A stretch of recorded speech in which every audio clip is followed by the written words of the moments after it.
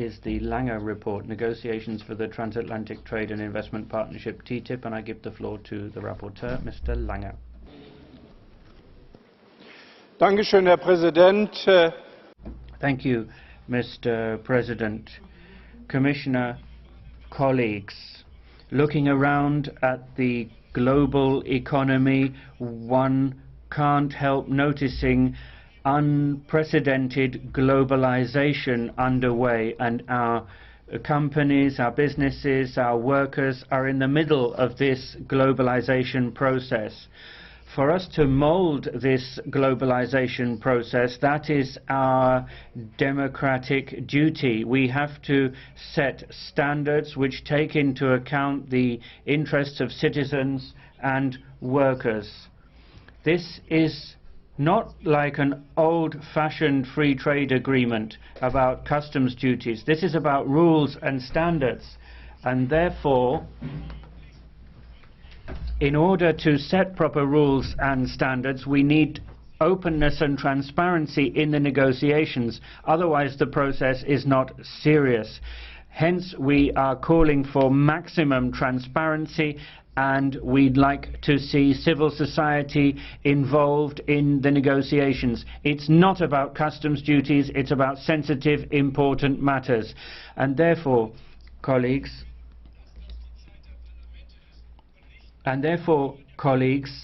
we have drafted a motion for resolution, because this should not be a matter just for negotiators. We parliamentarians should lay down the principles for setting standards and laying down rules. And if you look at the resolution, you can see very clearly that we want to make clear that principles like data protection must be enshrined in trade agreements. Our standards have to be respected in dealings between businesses. We want to be sure that our tradition of services of general interest and services of general economic interest are not subject to this trade agreement. How we organize our water supply is a matter for us.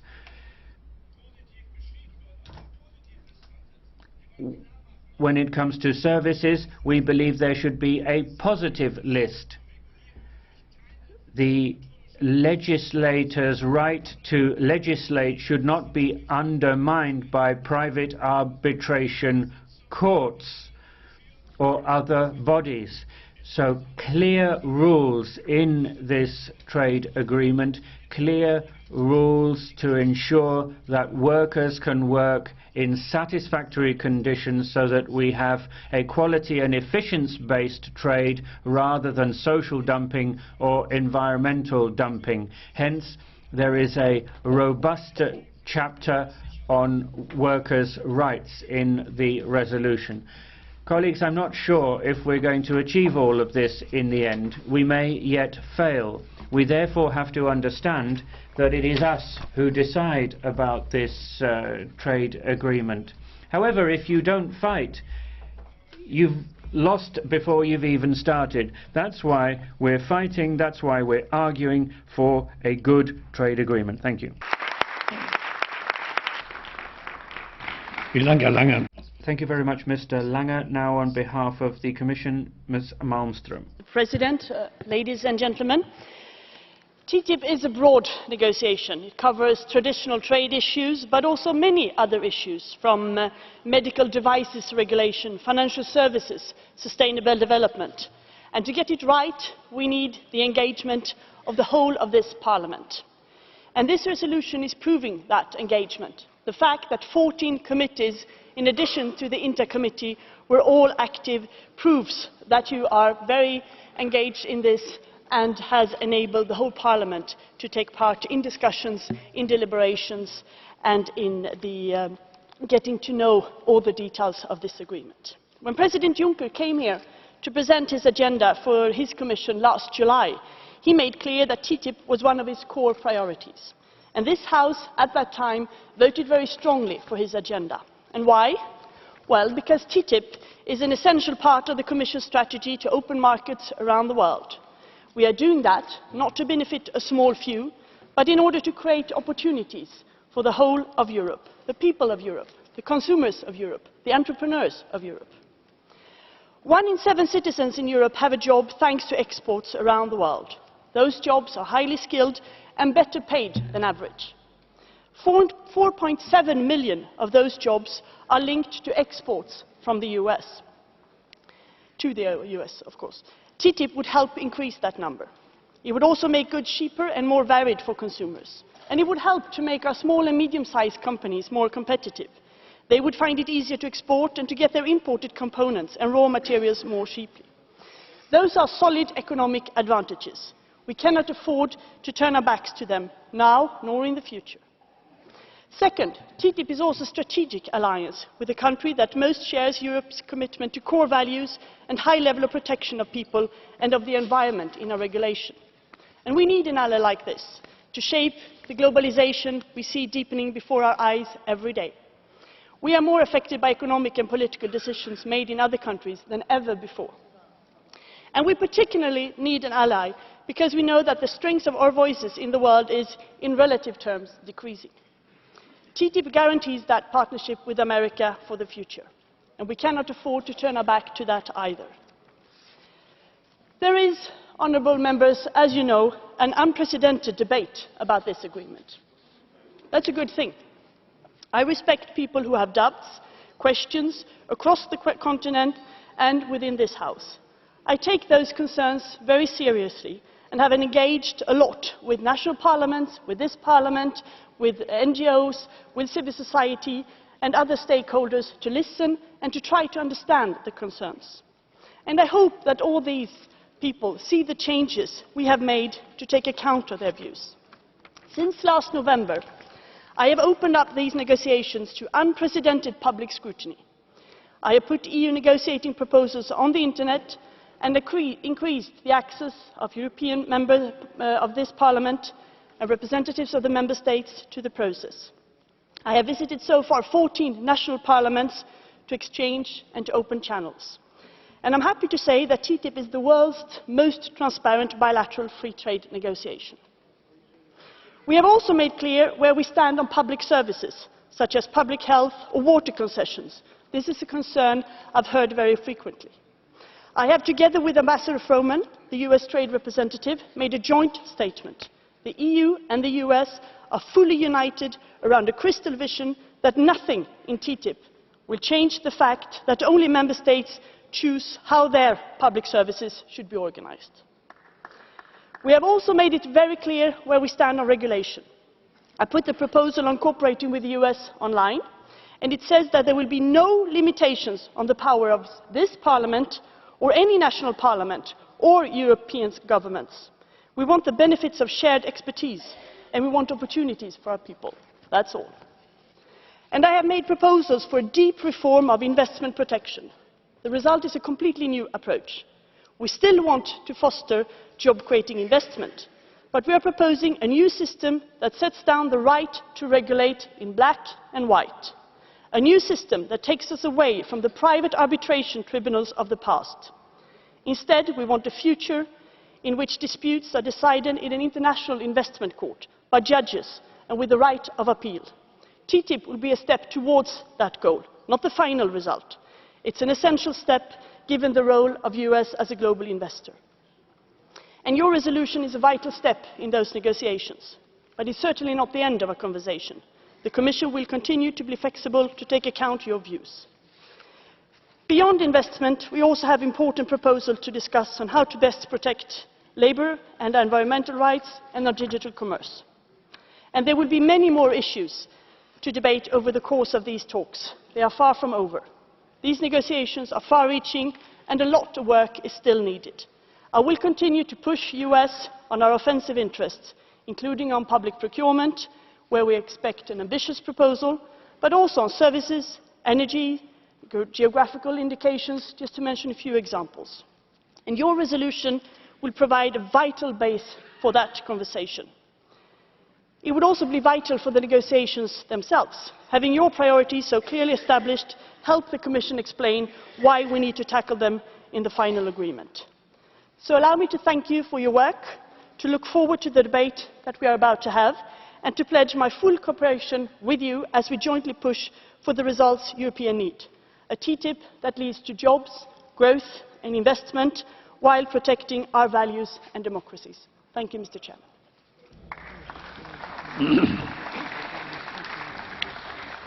Vielen Dank, Frau Malmström. Thank you very much, Commissioner Malmström. We'll now hear from the rapporteur, starting with the Foreign Affairs Committee, Mr. Milan Mon. Thank you very much. Well, the negotiations on TTIP, when it comes to foreign affairs, are taking place at a crucial moment. There is rising tension in the Asia-Pacific, Asia, at the time that the partnership was being negotiated with 11 countries in the region, and TTIP will recreate that situation, and I think it will mean that we will be able to draw our relations with the US back when they are drifting towards the Pacific, and I think that there are very important commercial and economic aspects to this as well.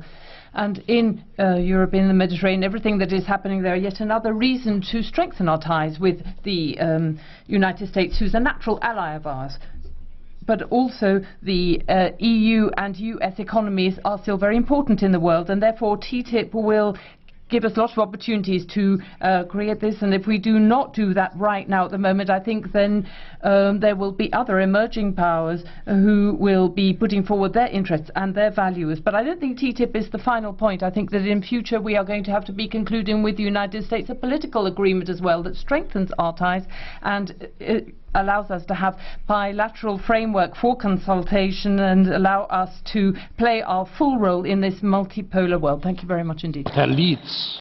Next speaker is Mr. Lietz, Development Committee. Vielen Dank, Herr Präsident. Thank you very much, President. Meiner Stellungnahme In the opinion of the Committee Development, there are three main aspects that I've emphasized. First of all, worker rights and decent work, set down in the ILO agreement. Ratification and the negotiations of TTIP, what's crucial here is decent work worldwide. That's crucial. Secondly, political coherence when it comes to development. The interests of development have got to be served. That's got to be set down in TTIP, because these things cannot be separated from each other. Mrs. Malmström has said that I would welcome a statement to say that there will be an impact on developing countries. It's important to look at very complex issues here and analyze them. There's not enough information about the impact on developing countries. We need to ensure that this happens. I'd also like to thank Mr. Lange for the intensive work on this subject. Thank you. Thank you, Mr. Lietz. Now for the Economic and Monetary Affairs Committee, Mr. KOFOD. And dear Commissioner, dear Mr. Lange, in the debate it sounds way too often that TTIP is an end in itself. It's absolutely not the case. I think the world's biggest trade and investment partnership should be a tool to ensure job and prosperity for all Europeans and Americans. But fundamentally, it's also a unique opportunity for the EU and US, the dominant forces of the Western world, to ensure that trade and investment rules are based on our democratic values and control in a situation of increased competition from non-democratic powers in an ever more globalized world. So the choice of this Parliament is very simple. If we want, we can start taking back democratic control of economic globalization, and the Lange resolution, with the focus on labour rights, democratic values, high standards, sustainability and a clear no to the old ISDS system, is therefore crucially important and should be adopted if this Parliament wants to make a real difference. We all know that there are politicians in this Parliament that will reject any TTIP agreement. This is no solution. We should adopt a strong resolution, and I think we have it in front of us, and I look forward to adopting it tomorrow. Thank you so much. Thank you very much. And now for the Employment and Social Affairs Committee, Ms. Harkin. Thank you, Mr. President. First of all, I want to thank Bernard Lange for his considerable efforts in engaging with all the opinion-giving committees. Secondly, I want to say to the very many citizens who contacted me that today we are not deciding on TTIP. This is our third opportunity. We had 2 reports in the last Parliament, but this is our third opportunity for the Parliament to lay down our principles and our requirements for a sustainable TTIP. In the Employment Committee, we clearly laid out our requirements for TTIP. We want to ensure that labour, environmental and social standards are enforceable. We want to guarantee the rights of Member States to legislate, organise, fund and regulate all public services, and we want the explicit exclusion of public services from the deal. We aim for full and effective implementation and enforcement of the fundamental ILO conventions and the ILO Decent Work Agenda. And finally, we were very clear on our rejection of ISDS, with our rejection of any form of private arbitration courts in TTIP. Thank you. Vielen Dank. Thank you. Now for the Environment Committee, Mr. Staes. Voorzitter, collega's. Thank you, President, colleagues, Commissioner. In the Environment Committee, there is a great deal of alarm about the possible impact of TTIP on the environment and food and feed safety and health as well. Of course, I'm thinking about the debate about lactic acid and the use of that on beef, meat from cloned animals as well. This is just part of the problem and part of the concerns that we have. We need to make sure that our standards are not tampered with. Look at REACH, for example, or GMOs. We have standards, we have principles, and also provision of water, public health. These things should not be tampered with, and they form part of my amendments. The ISDS mechanism, we are against that. The suggested proposal is not enough.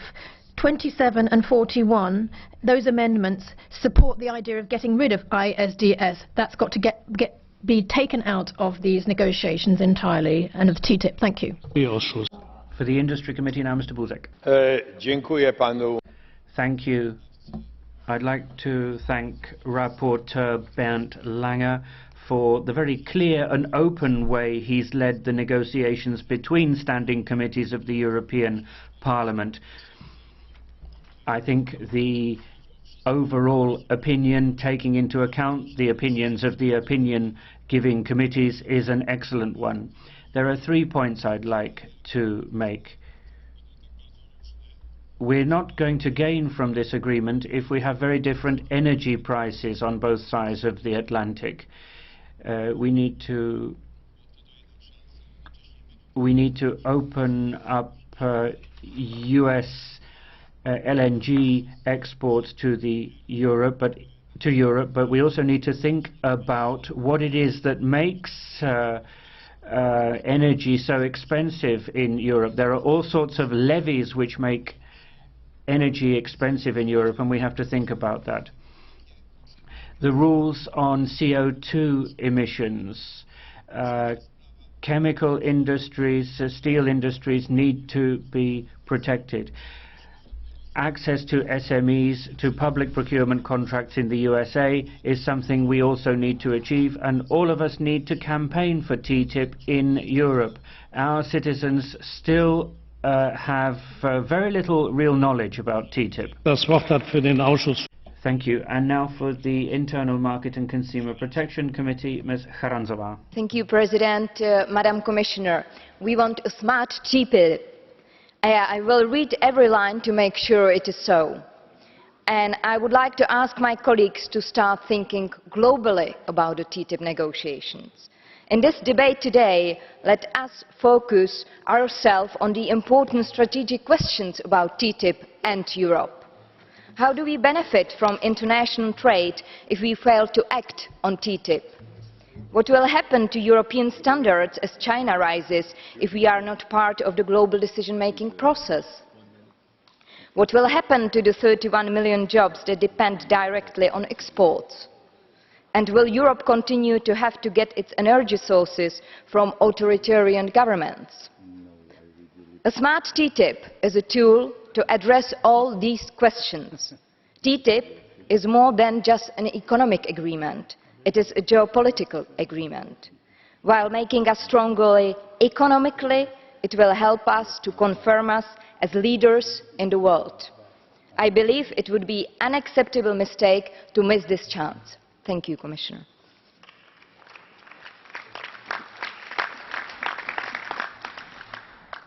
Für den Verkehrsausschuss. Transport Committee, Mr van der Kamp. Voorzitter, dank u zeer. Thank you, President. First of all, I would like to thank the rapporteur, Mr. Bernd Lange, but also the EPP shadow, Mrs. Quisthoudt. I'd like to thank them very much for their work. In the Transport Committee, President, ISDS was a major stumbling block, but I hope with this new compromise amendment we can solve the problem. The transport sector, President, is a very, very important part of TTIP. Europe has every interest in the maritime sector, and I hope that the Commissioner and her staff will make sure that there is a breakthrough with regard to the maritime sector. The Jones Act doesn't need to be abolished, but we need to adapt things accordingly. What about the Buy American Act? We don't need to go into details there, everybody is aware of that, but take that into account, and also the safety aspects of the automotive industry. And then what about aviation? That is left aside at the moment, it's an exception. Will that remain the case, or given current developments or recent developments, will that be changed? Thank you. For the Agriculture Committee, Mr. De Castro. President, Commissioner, honourable colleagues, agriculture is an essential and sensitive part of the TTIP negotiations. The consequences of the Russian embargo have shown quite clearly the geopolitical relevance of agriculture and the need to have access to a number of different agricultural markets and the need for reliable trade partners. The Agriculture Commission would like to see an ambitious and balanced result to the negotiations so that we can have better access for our agri-food products to the United States market. But at the same time, we cannot be calling into question the European standards when it comes to food safety, human health, animal welfare, the protection of the environment and the protection of consumers. TTIP has to be an opportunity for us to set high standards at global level. Europe has very active interests in the agro-food sector, Commissioner Malmström, with a balance of around 6 billion euros. There is still a lot of room for growth to export our products to the American product, in particular quality exports, and that is why TTIP has to be the opportunity to block the indiscriminate use of European geographic indicators. Thank you very much. Dank. Das Wort hat jetzt Herr. And now Mr. Nicholson. Thank you very much indeed, President. TTIP is estimated to be worth £100 billion to the European Union. This would provide immense opportunities for my own constituency and for indeed right across Europe. But no trade negotiations are, of course, without risk. That is why we must have appropriate safeguards. Right from the start, I have said that agriculture should not be used as a bargaining chip in any negotiations with the United States. In writing the Agriculture's opinion on TTIP, my main focus was to put the retention of the European food standards at the top of the agenda. I am pleased that the report highlights the importance of geographical indicators. My colleagues from Italy and France may have many more GIs than I do have in my part of the world, but producers of those certainly realise the value of them and recognise the benefits of the protection in any free trade. TTIP also has a great export potential, opportunities particularly for many sectors and especially the dairy sector in agriculture due to no small part to the sheer size of the US marketplace. We must have a fair and balanced TTIP that protects vulnerable sectors, protects public service and allows the maximum use of opportunities of a closer trade relationship with the United States. Thank you. Thank you. Mr. Nicholson was also speaking for the Agriculture Committee. Next, for the Committee on Culture, Ms. TRÜPEL. Mr. President, ladies and gentlemen, on behalf of the Culture Committee, I'd like to stress that culture and media are not products like any other, and therefore they deserve to be regulated in a different way and not be deregulated. Member States should maintain the right to regulate and support audiovisual media in a technology-neutral fashion in the digital world. The Culture Committee insists on a legally binding clause exempting these services from the provisions of TTIP.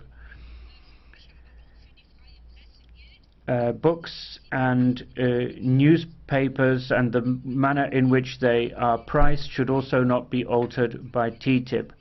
Education should also not be touched. Member states should continue to have the right to fund and regulate education institutions. American educational institutions should meet the same standards as those in the EU. Cultural subsidies should not come under the sphere of TTIP. All of these things have to be cleared up in TTIP in order to avoid misunderstandings. Thank you. For the Legal Affairs Committee, Mr. Köster. Thank you, President. Colleagues, the report reflects many concerns that our citizens have. There's a clear stance on the ILO principles, and that's thanks to S&D. But the main weakness here in this report is still the arbitration aspect. We don't need any kind of parallel justice to protect the investments of companies. Every democracy should ensure that there's a law that is the same for everybody. And we need to ensure that that stays like this. Otherwise, the profits of companies is going to be set down in law. So we are talking about Protocol 26 as well. And we want to make sure that there is no arbitration phrase or clause in this TTIP. It's very important for the state of law, the rule of law in Europe, and for democracy. Thank you. And now for the Constitutional Affairs Committee, Mr. González Pons. Thank you, Mr. President. We're told that TTIP is only going to be helping multinationals and they're the only ones who can, but that's not true. We need it in order to grow. Farmers need it so that they don't have to pay 30% duties just so they can sell their oranges in the United States. SMEs need TTIP as well because otherwise they can't export. Consumers need TTIP as well so that there is more competition and lower prices. TTIP is also needed by workers because TTIP will be creating jobs. TTIP will be creating 1 million jobs in Europe. Then we cannot give up on those jobs at all. So globalization is a fact, ladies and gentlemen. It isn't a theory, it is a fact. And it is unstoppable now. And so we can try to Europeanize global markets. We can try to get our values across. We can try to get our labour market there. We can try to make sure that our protection system is in place. Or sooner or later, what globalization will do will be just to completely dissolve the European market. So either we've got to Europeanize globalization or globalization will do away with us. TTIP is just another opportunity for us. Thank you. Thank you. For the Petitions Committee, Mr. Wałęsa.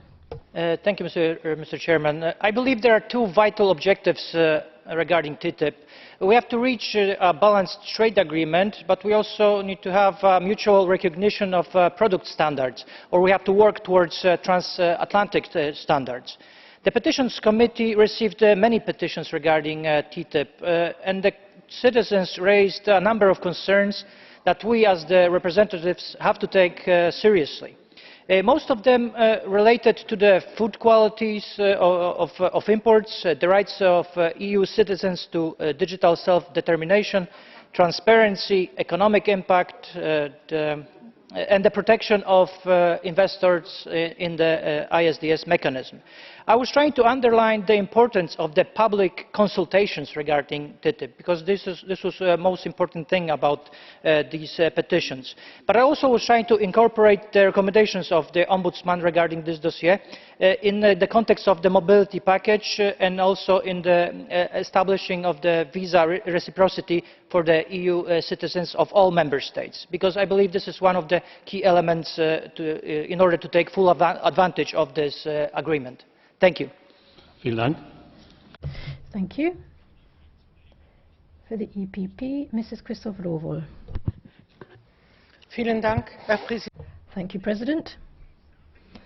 Commissioner, what can we say today, now, that will have changed compared with what we said over the last months. I mean, we're just going round and round in circles, actually. We're trying, instead of supporting our negotiators, this is what we're doing. First of all, a lot has actually happened in the last few months. When it comes to the transparency of negotiations, there's been a change, and also the Commission has shown itself to be more willing to talk to representatives of interests across the board. So a broadly based debate has actually started. It's even more important now to communicate facts, to focus on facts. There's the joint statement, for example, that you have already mentioned, Mrs. Malmström, and your awareness to protect public services. And you said that you want that to happen, which is good. Our standards are not to be lowered in any sector. And so the EPP should send out a strong signal to support you, because this is what you've said. We need to concentrate on facts in public debate. We don't really have consolidated texts up to now that focus on facts. The discussion often revolves around presumptions, uncertainties, fears, concerns. A lot of this is pie in the sky. We need to focus on realities, and that's why we think this is the resolution is a message, a positive message to our citizens, but also to our negotiators. TTIP is an opportunity for Europe. Perhaps not for my generation so much, but certainly for the generation represented by our children and our grandchildren. These opportunities cannot be wasted. If it's not possible to talk to a partner such as the US on an equal footing, then we might as well shut up shop. How are we going to cope with partners that are very diverse if we can't manage to get this off the ground? A lot of achievements have already been made, and I think we have achieved a good compromise. The rapporteur is correct that we have fought very hard. We have had hard-fought battles and discussions, but I think we can support the compromise on the table. On investment protection now, we need a robust chapter on this, because it's a growth stimulus and a stimulus for jobs as well. And only an effective protection of investments will ensure that there is legal security for investors. I'd particularly like to thank the members of my group of the EPP. We've worked extremely well together. Thank you for your support. Thank you, Mrs. Christopherova. That's very kind of you to say that. Ladies and gentlemen, I just have to draw your attention to something. Namely, we've got 60 people that want to take the floor on this debate. 60 speakers. So, now, if we're going to see a blue card each time someone speaks or after someone has spoken, then we're not going to get through this speakers list. So that means ultimately then that people on the speakers list will not be able to take the floor. And I don't think that's appropriate. So please don't take offense if I don't allow any blue cards, because it's simply down to the number of speakers on the list, which does reflect the whole spectrum of the debate.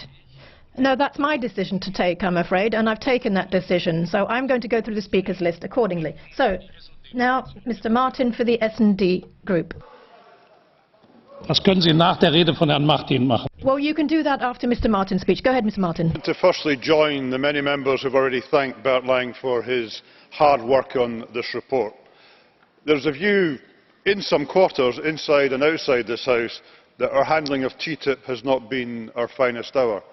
I beg to differ. I think Parliament has fulfilled exactly the role that it should play. The rapporteur has performed a Herculean task in bringing together competing and sometimes contradictory views on a wide range of sensitive and emotive issues. And in my view, and in the view of my group, if this report is adopted by Parliament, it will provide an excellent blueprint for a progressive TTIP that not only creates jobs, but protects public services, the right to regulate, and defends labour and environmental standards. And even on the most sensitive issue, ISDS, we have made progress. I and my group remain opposed to ISDS, but nevertheless look how far we have come. Firstly, the vast majority of this Parliament, and indeed the European Commission, now accept that old-style ISDS is dead and unacceptable. The majority now accept that any investor protection must be transparent, must not limit the right to regulate, and must not undermine health, labour or environmental standards. That is indeed progress on where we were 6 months ago. In this report, we have also made it clear that the Sustainable Development chapter must be binding and enforceable. We have demanded that the US sign and ratify core ILO conventions on workers' rights. With this report, we are also demanding very clearly and explicitly the full exemption of public services from the deal, regardless of how they are financed, and, as the rapporteur has said, that includes healthcare, education and water. We also acknowledge that TTIP is an opportunity to help set global standards. That does not mean, again as others have said, simply accepting all US standards, and the report again makes it clear that GMOs, some food standards and chemicals are not up for grabs. But where we can agree, we should agree common standards of the United States, and again, if others, as others have said, if we do not, it will be the global marketplace that sets those standards. And do we really believe that the human rights standards from Latin America, the labour standards from China, the environmental standards from other parts of Asia will be up to our standards? Do we really want to be driven down by that part of the world when we could agree, for all its faults, common standards with the United States that could drag us up the way, not down the way? My group has been explicit since the outset of the TTIP debate that we want a good TTIP, but that we are ready to reject a bad TTIP. And we stand by that position. But this report, if it is accepted by Parliament and if implemented by the negotiators, would create a Europe that helps to create jobs but ensures that workers' rights, environment, European standards are at the heart of our economic growth strategy. Commissioner, my recommendation to you would be, if Parliament adopts this report tomorrow, make sure your chief negotiator keeps it in his top pocket and refers to it every day during the negotiations. Thank you very much.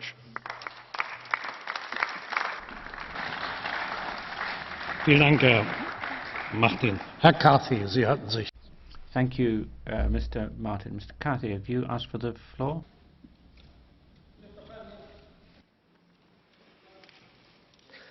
We've seen your considerable power, Mr. President, in being able to cancel a debate and a vote during last plenary.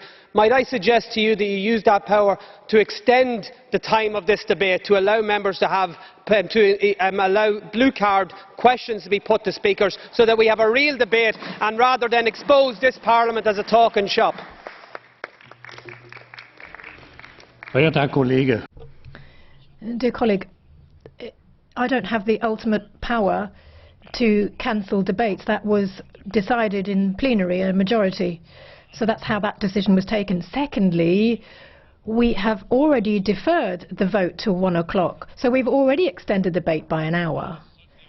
Normally, the vote should be taken at 12, but we've deferred it to 1 o'clock, so as many speakers as possible can take the floor. And that's why I'm asking you, by way of exception, to not use the blue card system. We have 60 speakers. I'm sure you don't want your colleagues at the end of the day to be deleted from the speakers list. So, Mrs. McClarkin now for the ECR. Colleagues, for me this report is about the potential opportunities that arise from striking a deal with one of our closest allies.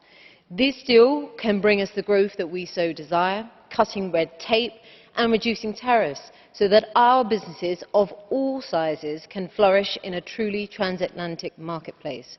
And in turn, the consumer wins, being able to choose from a wider range of products at a cheaper price, while the taxpayer gains from further competition if procurement is opened up too.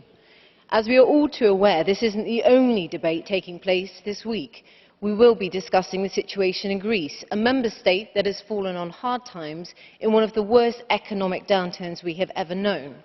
But we cannot, on one hand, condemn the situation there, scrambling to find a resolution to the problem, and with the other strike down TTIP. If we are to have any hope of overcoming this crisis, we must be outward-looking. Other parts of the world are making progress while Europe lags behind. As the Trans-Pacific Partnership nears conclusion with the signing of the Trade Promotion Authority in the US, Europe should lead the global trade agenda and not be led by it. This is not just an option for us, we must do this to catch up. And this includes leadership on the thorny issue of investment protection. We have taken part in numerous debates over recent months, and I don't recall having heard anyone deny that ISDS requires change. We must have a dispute settlement mechanism that is transparent, accountable, and offers the opportunity to appeal. The compromise agreement that we have on the table takes this into account, and the need for reform is there for investment protection within TTIP. But let us be clear. Europe is desperate for investment, and with that must come some form of investment protection. I, like my group, remain committed to the promotion of free trade, to free and empower people the world over. We need to get further down the road of negotiations with the US to see what is possible to achieve, if the EU has any opportunity to prove that it is truly open for business. Vielen Dank, Frau Schaake. Das Wort. Thank you. Now, Mr. Scholz for the GUE group. Excuse me. Thank you, President. I think there was a confusion. So, Entschuldigung, Frau Yes, I do apologize, Mr. Schaake. Schaake, entschuldigen Sie bitte, ich hatte. I'm sorry. President. Ja, danke sehr. No worries. Sie haben das Wort für die ALDE-Fraktion. For the ALDE group, go ahead. Sorry. President, Commissioner, colleagues, there's not a member in this House that didn't contribute to this resolution on TTIP.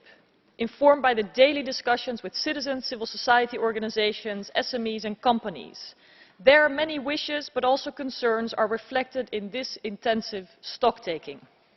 Is it a perfect text for our group? No. But it is important that this House sends a strong message to the negotiators, and cooperation requires some compromise. I would like to remind our Socialist and Democrat friends of that as well. The text we have agreed maps out what we believe a good TTIP looks like. Now, I'm sure it is not the last debate we'll have on TTIP and the state of play of the negotiations, which will probably last years more. We call on you, Commissioner, to get clear results from the US side. Results are the best way to demystify and clarify.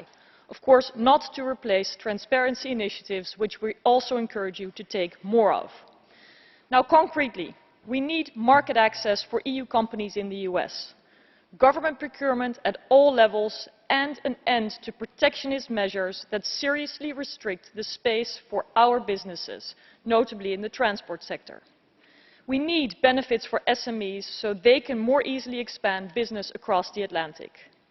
Most growth in the global economy is foreseen outside of Europe. We are happy to see developing economies succeed, but we must avoid a race to the bottom and do not believe in development and growth at any cost without respect for people and planet. Our environmental, food safety, labour and other standards are cherished and can't be lowered, and we will remind you of your commitments also on public services. But it is key that Europe leads in strengthening the rules-based trade globally. We need progress in finding a solution to the outdated ISDS mechanism, which frankly has no fans left. And I support your plans towards an international court and hope member states and other countries, including the US, can be convinced that this is the way forward. A lot of work remains to be done on the road to a good result of the negotiations, and I hope we can all intensify our outreach and discussions to engage with stakeholders so we have a well-informed and interactive debate. Thank you. Vielen Dank. Thank you. Mr. Schaake, apologies again. Now, on behalf of the GUE group, Mr. Scholz. Frau Kommissarin, Herr Präsident. Commissioner, President, colleagues, TTIP advocates like to justify the agreement on account of change in the global economy. Yes, the global economy is changing, but whichever way you look at it, TTIP is not the right answer. It's not just naive, it's also wrong to want to set standards against the rest of the world. We don't need a confrontational alliance against China, India and Russia. We should be shaping our world together with these partners. That means trade policy governance needs to be democratic. TTIP is not just outwardly confrontational, but also internally. The citizens regard your plans for regulatory cooperation as an onslaught. What you call trade barriers are in reality democratic achievements. Big business maybe doesn't like them, but for our societies, these rules and standards are important, and that is why we fundamentally reject ISDS. That's why we campaign for decent work, healthy food, local authority services, binding sustainability chapters. That's why we're against TTIP. My group's amendments contain significant arguments from committee's opinions which we think should serve as a benchmark against which to judge future negotiations. Commissioner, please use the summer to rethink your trade strategy. The negotiating approach to TTIP, CETA and TISA risks jeopardizing future action to support regional trade, to fight exploitation in the global production chains and to stop environmental dumping. It's time for you to start a democratic process with citizens, with the EU, its organizations and parliaments, and indeed with our partner countries for a common future. Thank you.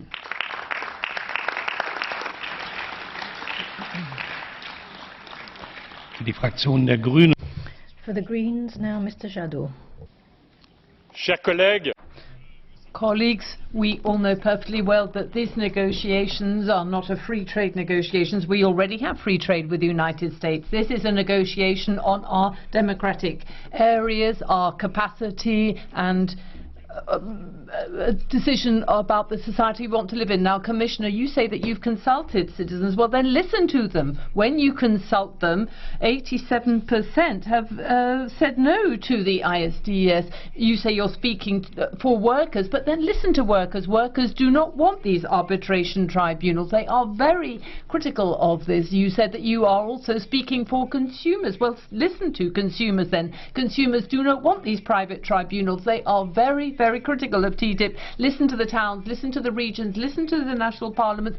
Don't just consult them and then do what you want to do in the name of an agenda that is a big business agenda. Now, 3 weeks ago, finally, this parliament began to listen to European society. It was divided, and we saw a new knight appear in this discussion. The knight Schulz, who was using these procedures, wasn't sure how the parliament was going to be voting. He decided to postpone that vote, and then he also acted to create today an amendment on the arbitration tribunals at the request of the SND. Now, Mr. Schulz, it isn't just a question of giving democracy to technocrats and giving Greek democracy to technocrats. You're also trying to give European democracy to big business. There is not an economic argument for ISDS, not one single one. And you know perfectly well there isn't one single study, there isn't one that says that the ISDS is in favor of investment. We see investment, American investment coming into Europe and Europe investment in the United States. What we are defending here is a political position that is aiming at transferring some of our sovereignty to multinational companies so that we can bypass national jurisdiction where we can protect public service, environment, health and everything else. That power has to be transferred to these private tribunals. And Commissioner, don't soft sell this, that what you are aiming at here is something that is going to bypass national jurisdiction, national courts. So Friends and Democrats, do not let this happen. We've been fighting now against these tribunals. Vote on Amendment 27 and then you will be able to stand and hold your head high in front of your voters. Thank you very much.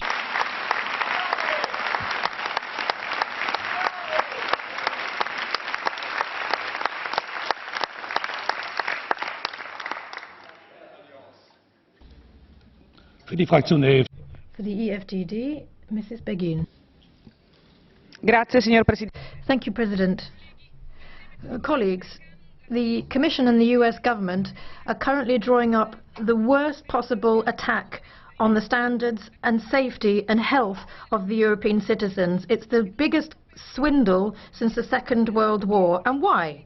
I'd like to ask the Commission, why is it so much in favour of TTP? All independent studies, the really independent studies, show that Europeans will be poorer off. And there'll be a €5,000 drop in family income per year. There'll be fewer rights. There'll be more redundancies. There'll be more illness and disease because we'll have meat treated from cloned animals. There'll be more GMOs. And we'll end up with a huge Europe-American bloc pitted against a Sino-Russian one. We'll have a world based on a Cold War in politics, economics and trade, rather than a world based on cooperation. You say that we need ISDS to boost investments. But that's not true. There are already US investments in Europe totaling €3,000 billion, even without ISDS. And in the countries in Europe where there is this system, there is a €30 billion cost in requests for compensation, and that figure is growing every day. How do you dare say that TTIP will foster growth? A lot of studies show that there will be a drop in exports, and that will amount to 2%. In a drop in GDP. How dare you say that our standards will not be tampered with? Because already to facilitate TTIP negotiations, you've withdrawn a ban on using lactic acid in meat. And TTP will not be... You're saying that TTP is not going to reduce the safety for our food. But you've already decided to withdraw a law that would limit endocrine disruptors. I know why you've done that, and it's because that law would have banned 40% of American food entering our markets, and you can't afford that to happen. So you're selling off our health down the river simply in the interest of free trade. How do you dare say that this is not going to affect us in a bad way? Because when it comes to chemicals, for example, 143,000 chemical substances are subject to monitoring in the EU. In the US, that number is 6. So I don't understand how you can even say that. You're trying to create an ideal market.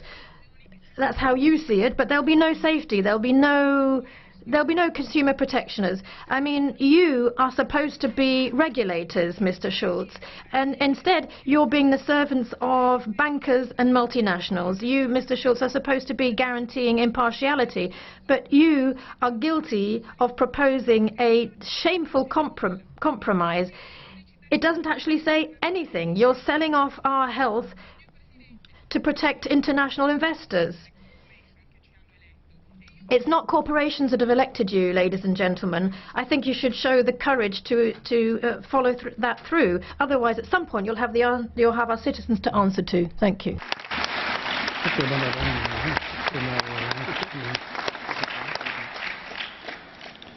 Für die Fraktion der For the ENF group, Mrs. Le Pen.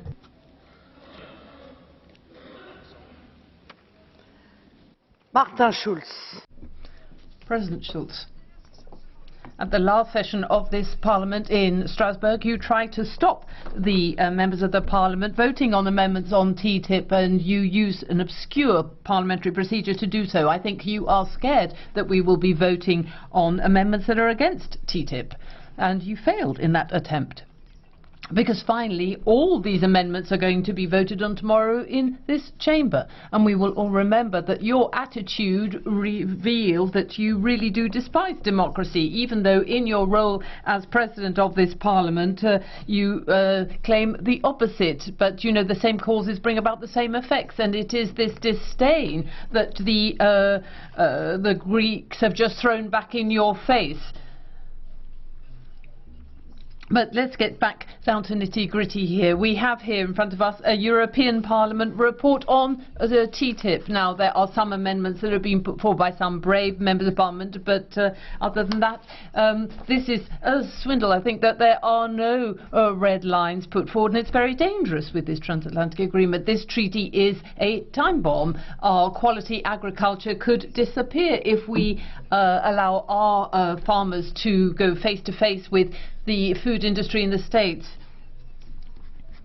There are 40,000 cows in one farm. They inject cows to make them grow grow quicker than there are battery-fed chickens, everything else. So what about the quality? What about those people who like their products? And we could be giving all that up for rather mediocre products, to mix red and white wine to make rosé.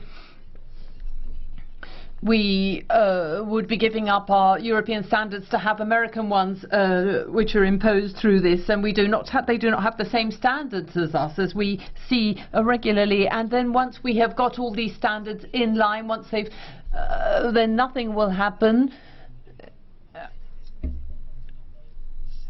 So it will never be the countries in Europe that are able to vote on this, but here. So when it comes to financial interests as well, then we have these arbitration tribunals, and there will be a number of conflicts of interest there, and it'll be the private justice prevailing over public and independent justice. That's what you want to bring about here, and that would be the death blow for democracy.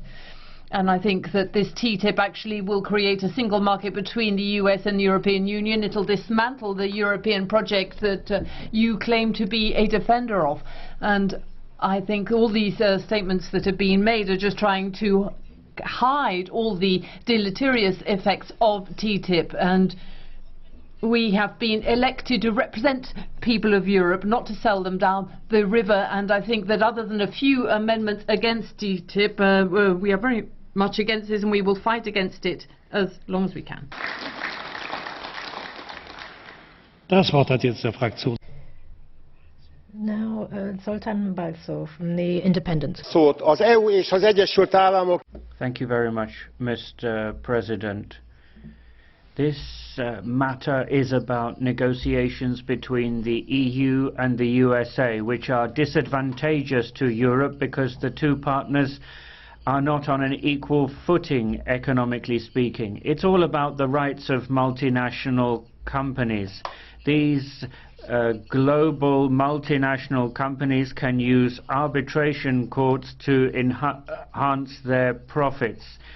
There is therefore the danger of food quality not being guaranteed. Cloned meat, lactic acid, all that has been mentioned.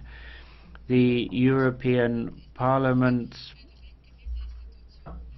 position is that it is the only directly elected institution of the European Union. The 751 members of the European Parliament represent the citizens. That's what the website says. If these members, if we represent the citizens, we cannot negotiate further.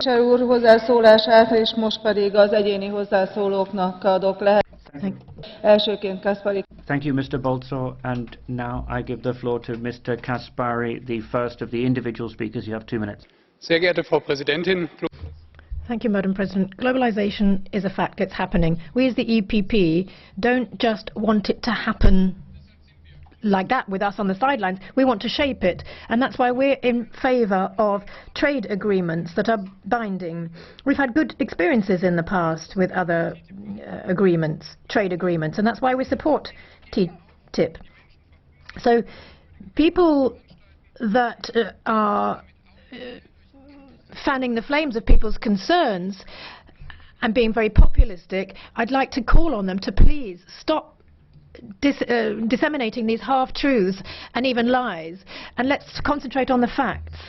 We don't want standards to be reduced. We want to get rid of customs duties where there's no sense in them. We want to ensure that architects, that film producers, that they have a market in the USA, but we don't want to jeopardize cultural works.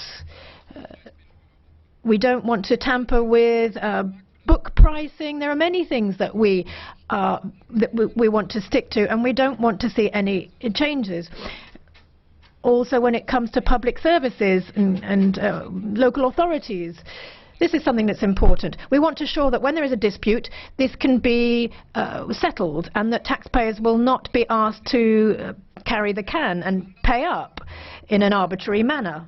We want to ensure that there is no restriction on our legitimate laws, that these are complied with.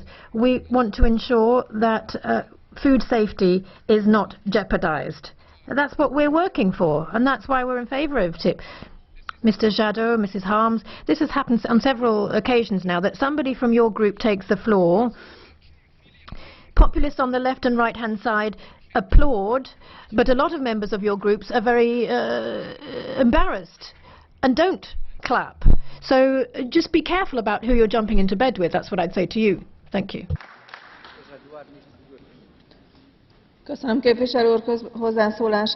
Thank you, Mr. Kaspari. The next speaker is Mr. Boștinaru, who has 4 minutes. Madam President, dear Madam Commissioner, distinguished colleagues, please allow me to speak in Romanian.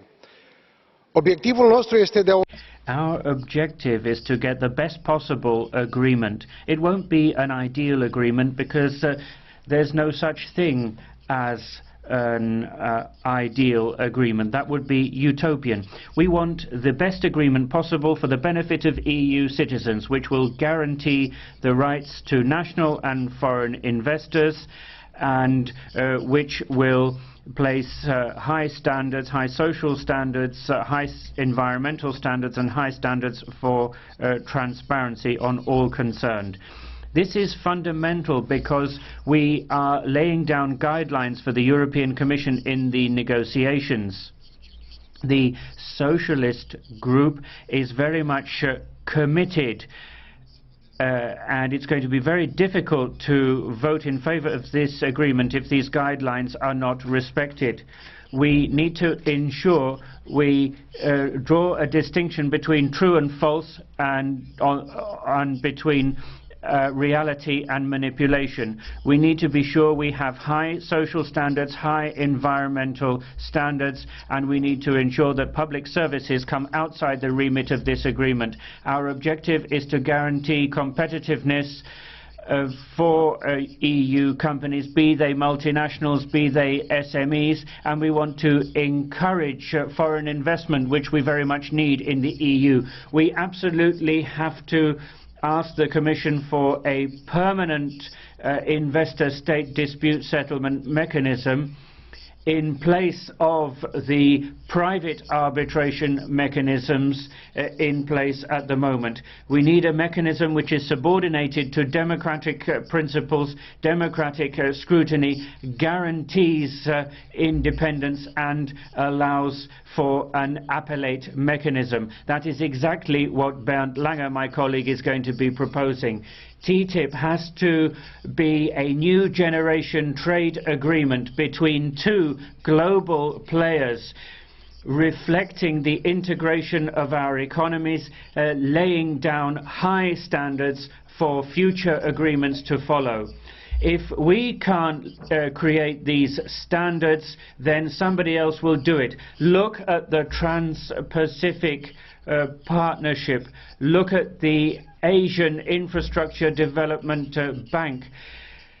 Europe cannot drag its feet. Europe cannot shut itself off from these types of developments. And one more thing, TTIP could constitute a response to the security threats by including a relevant clause.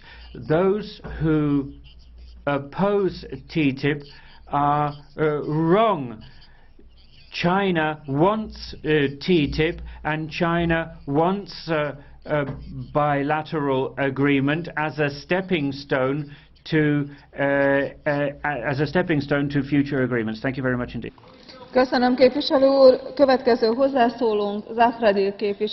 Thank you very much. The next speaker is Mr. Zahradil, 1.5 minutes. Thank you, Madam President. The European Union hasn't chalked up very many successes. It can't resolve the refugee crisis. The quotas it proposed has put member states against one another. The single currency has also pitted member states against one another. In this situation, we need a positive signal of some kind, and I think a good outcome to the TTIP negotiations would be a positive signal. And here we're not just talking about economics, but also geopolitics.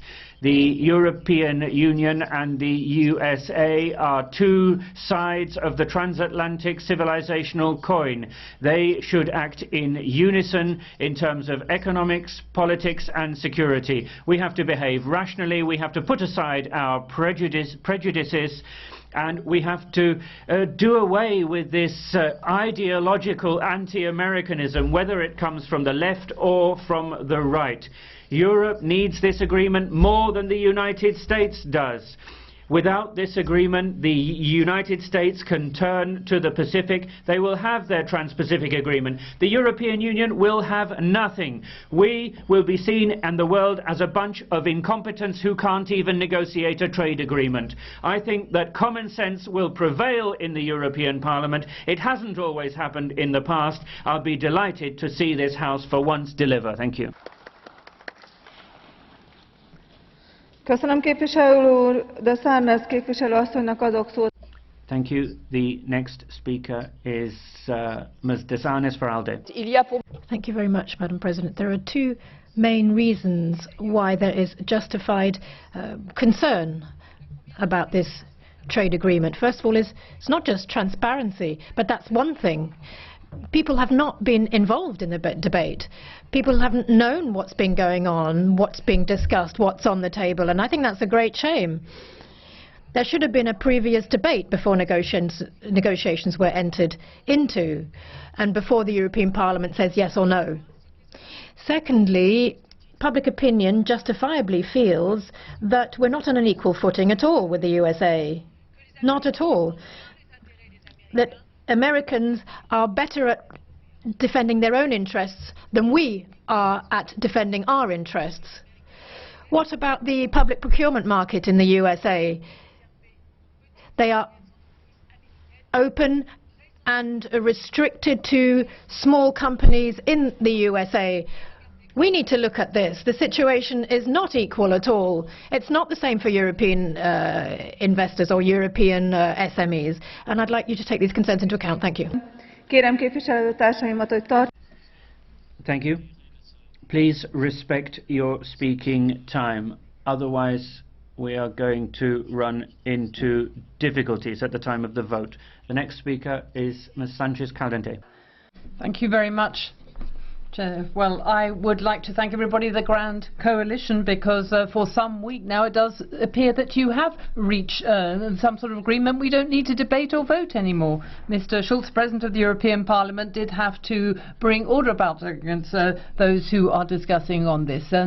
But people seem to be telling lies about this. People know perfectly well that the United States are never going to accept a public tribunal said of the ISDS. They have said so, and really we see that we are just selling democracy down the river, including here. And I think that Russia and the BRICS seem to be about to do the same thing. We have opened the door to a commercial battle that will lead us to downward competition, which is very clever of us. And people in the socialists say that they are voting, socialists say they're voting for their citizens, but no real socialist is ever going to vote for this. Now, Mr. Capaldo has said that this is really an attack on workers. Please read it properly, find out about it all before you vote. Don't let down your workers because they need you. Thank you. Thank you. Ms. Keller next. 1.5 minutes. Vielen Dank. Endlich haben wir jetzt die Thank you. Finally, we've got this debate on TTIP now, and finally we've got a vote on TTIP. We should have had that last month, or we could have had that, because the arguments have been on the table for quite some time. The President is unfortunately not here anymore, but he wanted time, he said, to cobble together two different positions that actually don't tally and never will. It's not difficult. Either you're in favour of allowing investors to take states to court, or not. And of course I'm talking about ISDS here. All colleagues over the last few months and even the last few years have been able to form their own opinion. Instead of this, however, the President set out some kind of, well, satirical solution, I would say. It's not based on sound policy. The President is saying there should be a mechanism between states and investors to ensure that their disputes can be settled. It's not enough, though. We want clear statements. We want to be able to say clearly whether we're in favour or against something. If there's supposed to be state settlement of disputes between states and investors, then say that. Don't couch it in very vague terms. And then everybody can take a decision. They're in favour of ISDS or not? Or are you in favour of not undermining democracy? This decision needs to be taken in this chamber, and I think everybody has had adequate time now to form their own opinion. Thank you very much. And now the Earl of Dartmouth has the floor. 3 minutes. Yes, thank you. First of all, trade should be about economic benefits, not political goals. But yet the Commission persistently wants to exploit trade agreements in the cause of its political agenda. And I refer you to Commissioner Malmström's statement at the confirmation hearings when she said in prepared remarks, trade is a powerful foreign policy tool, it must support Europe's wider international goals. The intention is that member states are to be forced to barter, trade away their sovereignty in order to support the EU's vanity foreign policy.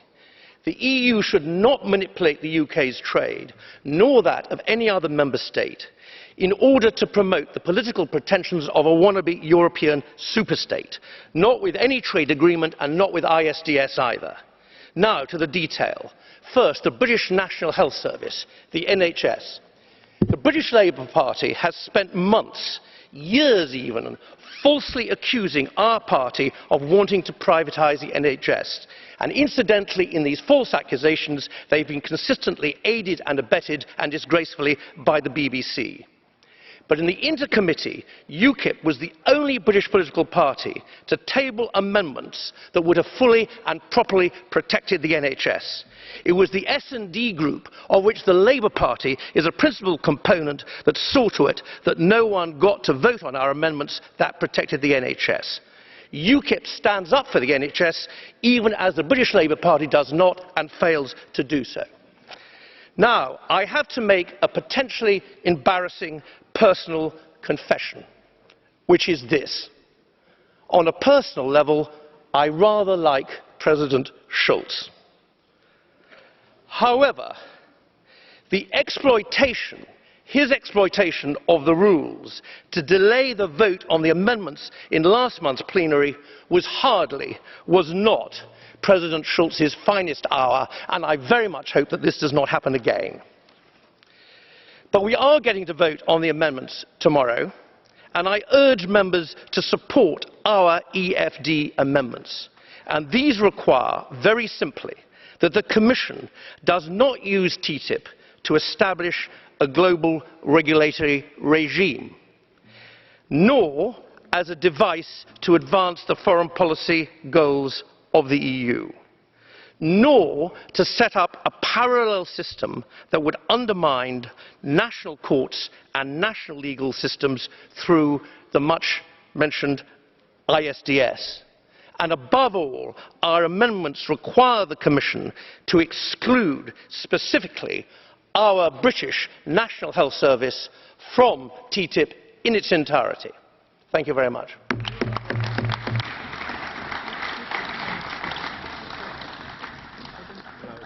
Látom képviselő urat, hogy kék kártyával jelez, mint képviselőtársaim emlékeznek. As you have heard, blue card questions are not allowed this morning. That is the decision of the President.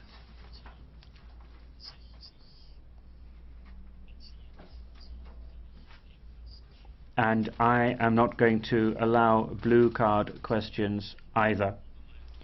Mr. Obermayr now has the floor for 1.5 minutes. Please, micro.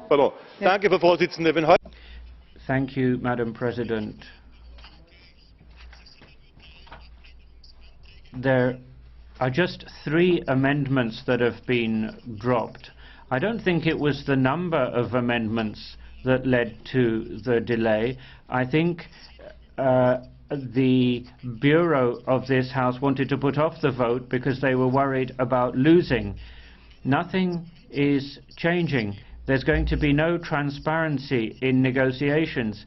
Investor protection is still in there. The privatization of public infrastructure is still going to remain.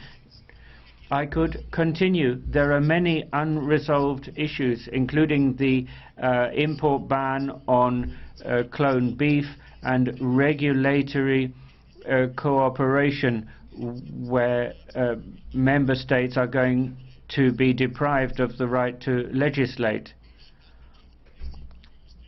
I think alpine agriculture is a good example. The best milk comes from alpine cows.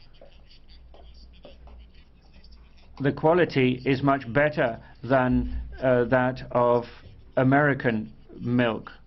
Our alpine farmers are not going to be able to compete on price, and I think the existence of our alpine dairy farmers is therefore under threat. We should not allow ourselves to be conned. This is about supporting the citizens by opposing this agreement. Következő hozzászólónk Epitideios képviselő úr 1 percben. Parancsoljon képviselő úr, öné. Now 1 minute for...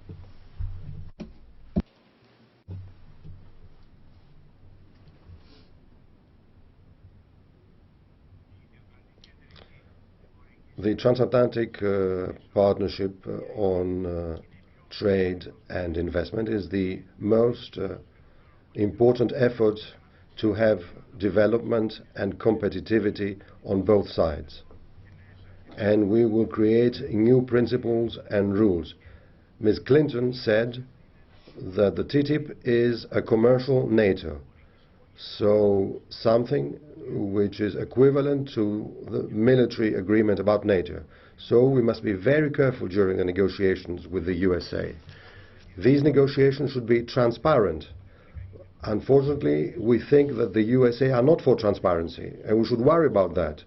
We must secure the necessary information concerning services and the protection of personal data. We shouldn't allow this agreement to help the multinationals, and we should not have utilities like energy, water supply and the health service pass to the hands of private investors.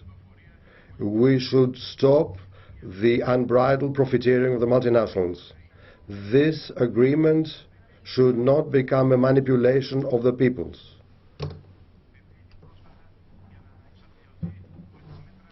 The Greek people... Thank you. Our next speaker is Ms. SAIFI. Please respect your speaking time, 1.5 minutes. Merci. Thank you, Madam Vice President.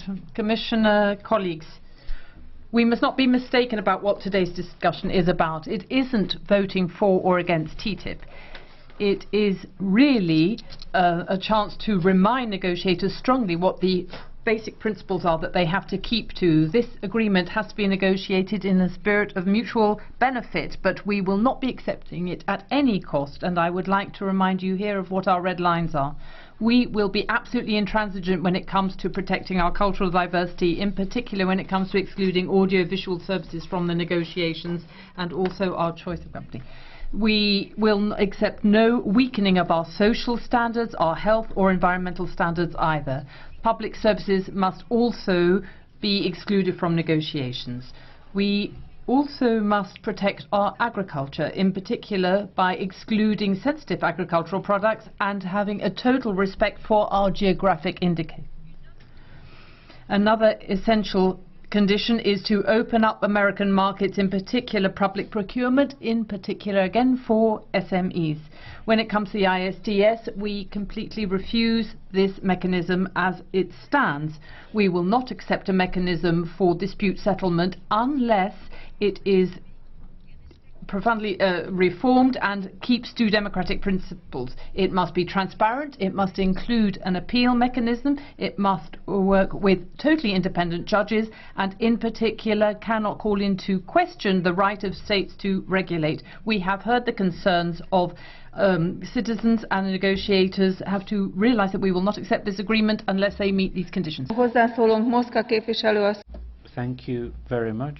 And now Ms. Mosca has 2 minutes. Thank you, Madam President. TTIP is the last chance for Europe, I think, to be a protagonist in the world, I think. I think this is the major challenge we have now, and we can't waste it. The European Parliament is the only institution that can intervene and can get involved in this to ensure that negotiations take into account the concerns of citizens. We need to have a good agreement. This is a challenge for us. We can't afford to let that chance go by. So we support this report, which does go into these concerns. We need to look at what transparency means, environmental and food standards, work standards, safety for consumers, respect for cultural diversity and public services. These things need to be guaranteed.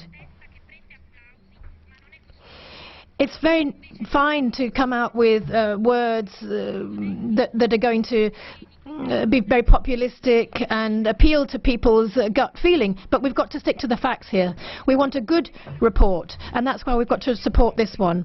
We have to do this because the crisis that we're seeing here today is a crisis based on distrust of the institutions. So all of these things that are being proposed by the institutions will be seen as something that's come from an establishment. That's going to be negative. We need to ensure that we stick to our democratic structures. This is the best way of ensuring that we have a good treaty. So we need to be brave, take on board our role as decision makers. If we don't do this, if we don't impose certain conditions on all of this, if we don't set certain priorities and ensure that negotiations continue in the right direction, what will happen then? Who is it going to be left to? It's going to be somebody else coming in, taking the place of institutions, and democracy will therefore be at risk. Thank you very much. The next speaker, Mr. Starbatty, for 1 minute. Frau Präsidentin! Madam President, in the Lange report we see the wording preventing fiscal dumping. Preventing fiscal dumping is basically aimed at tax harmonization. Our national tax systems, however, have grown up based on the historical details and the national determinations of each member state. The tax policy has to be defined by member states. This is a key part of forming society and the economy. Because of subsidiarity, we shouldn't allow our trade partners nor the European level to determine tax policy. This cannot therefore be part of a free trade agreement. The drafting autonomy and fiscal policy, however, is within the spirit of the European treaties. So for that reason, I would ask you to vote in favour of the amendment Autonomy and Fiscal Policy. Thank you.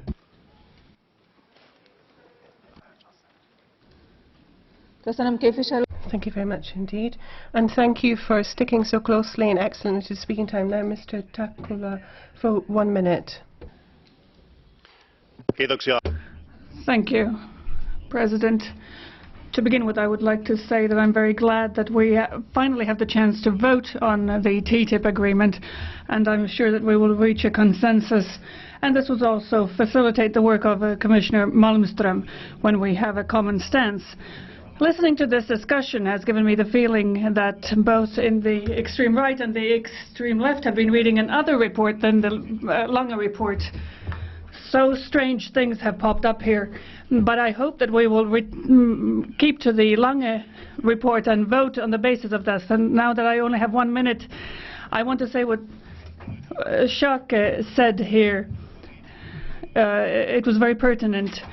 However, the place of origin labeling, I think, have been emphasized a bit too much. I hope that it will not influence our agricultural imports. We must also take care of this, and we must take a look at the holistic picture as well. We must be able to provide growth, and this agreement will provide that. Lycka till, Commissioner Malmström. Thank you. The next speaker is Ms. Mina for 1 minute. Thank you, Madam Chair. I should like to address my fellow MEPs and remind them of who you represent. It is not Business Europe and the American Chamber of Commerce, whose agenda is the basis for this agreement. It is not the lawyers who are benefiting from an exploding number of ISDS cases. It is also not the companies who will be writing and rewriting our democratic laws. Instead, whom you represent are 2.3 million people who have signed the European Citizens' Initiative to stop TTIP. It's the 150,000 people who have contributed to the public consultation on ISDS and who were 97% negative on the whole idea. It's the hundreds and thousands of people who are now writing to you letters and emails to stop TTIP and stop ISDS. It's the people you were talking to when you were canvassing. It's the people who have voted for you. You are a democratically elected representative. Vote no to TTIP and no to ISDS. Thank you.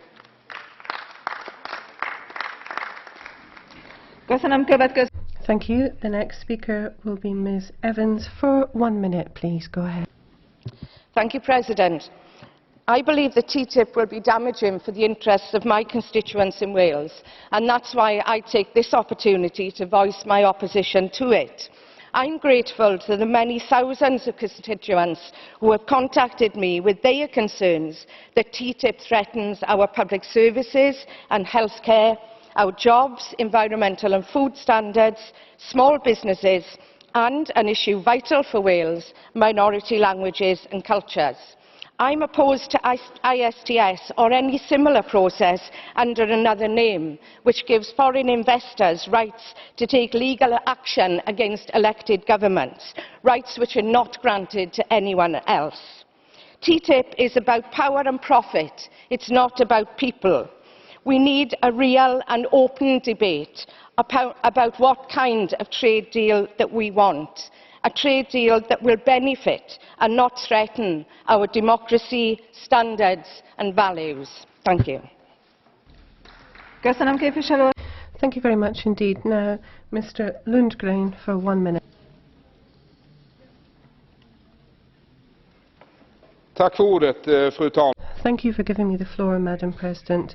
My own party has a positive view of the trade agreement.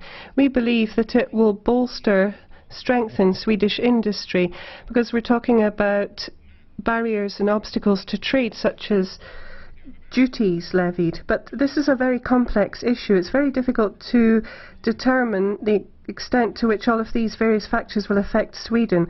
If we're coming up with a set of common rules for all, it would be good for us to look at the issue of common rules, but we are completely opposed to the ISDS clause.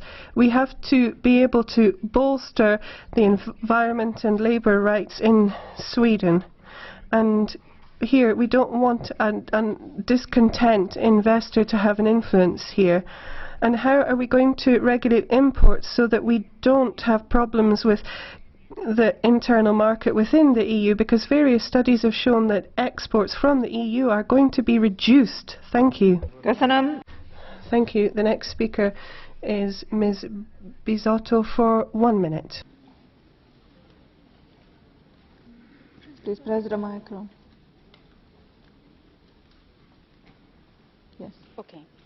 Grazie Presidente. Domenica il popolo greco. Thank you very much, President.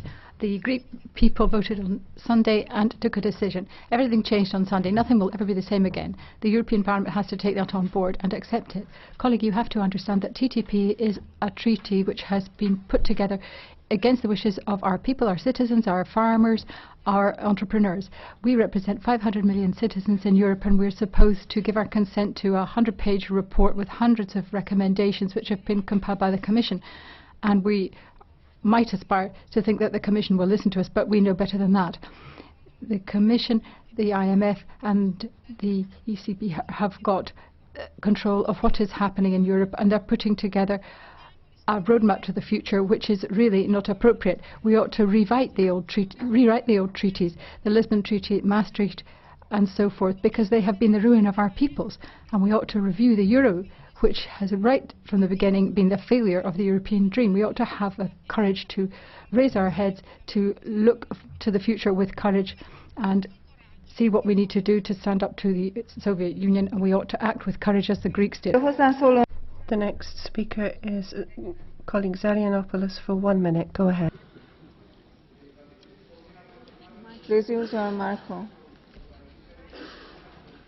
Your micro. Η Διατλαντική Συμφωνία προετοιμάζεται εν μέσω έντονων αντιθέσεων Ευρωπαϊκής Ένωσης και Ηνωμένων Πολιτειών.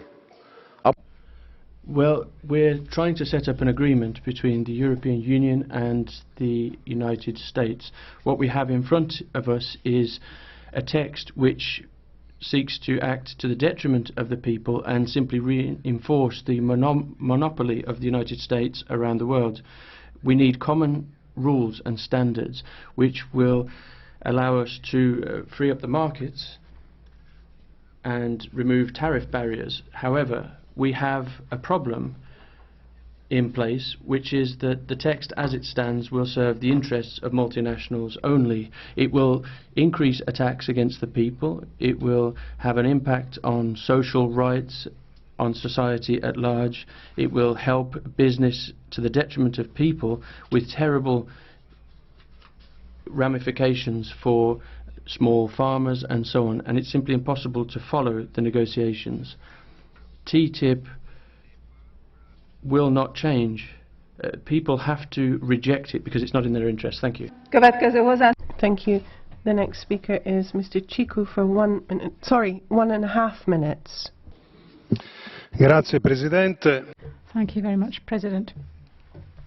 I think it's very important for us to think about what TTIP actually represents and what it is going to represent. We're talking about international agreement in a global context which includes Asia as well as the US and Europe. In order to write a trade agreement which is going to be beneficial, we have to participate in negotiations without ideological preconceptions. Look at some examples of the economy in Europe, and we're told that will there be a 10% growth rate in Europe. Well, I think that our small and medium-sized enterprises would be very keen to see a growth rate of that order of magnitude and to have an opportunity to participate more effectively in the global market. I think we need to protect our companies, but we also need to protect food safety. We need to have geographic indications recognized, and we need to ensure that we provide for high quality, which is absolutely guaranteed long term. So I'm not in favour of TTIP at any cost, but I do believe that TTIP represents a great opportunity, a strategic economic and trade opportunity, and we must grasp it with both hands. Thank you. Thank you very much indeed for your contribution. Ms. Arena for 1.5 minutes. Go ahead. Merci, Madame. Thank you, Madam President. First and foremost, I'd like to say that all criticism of this neoliberal policy is seen by this Parliament as populist. It seems that we're entering into a form of authoritarianism in this very Parliament. Firstly, the Commission is about to prepare a 10th round of negotiations, but concerns are rising. They really are, and not just some NGOs or unions that are complaining, but also the lawyers, doctors, small and medium-sized companies, farmers are concerned, and we want to listen to their concerns, and we decided to bring into this resolution a number of their claims. I'd like to thank Mr. Lange for having reflected them, for having included them to aim at sustainable socio-economic development in Europe. However, this resolution does not take into account the categoric refusal of various people of the ISDS system. This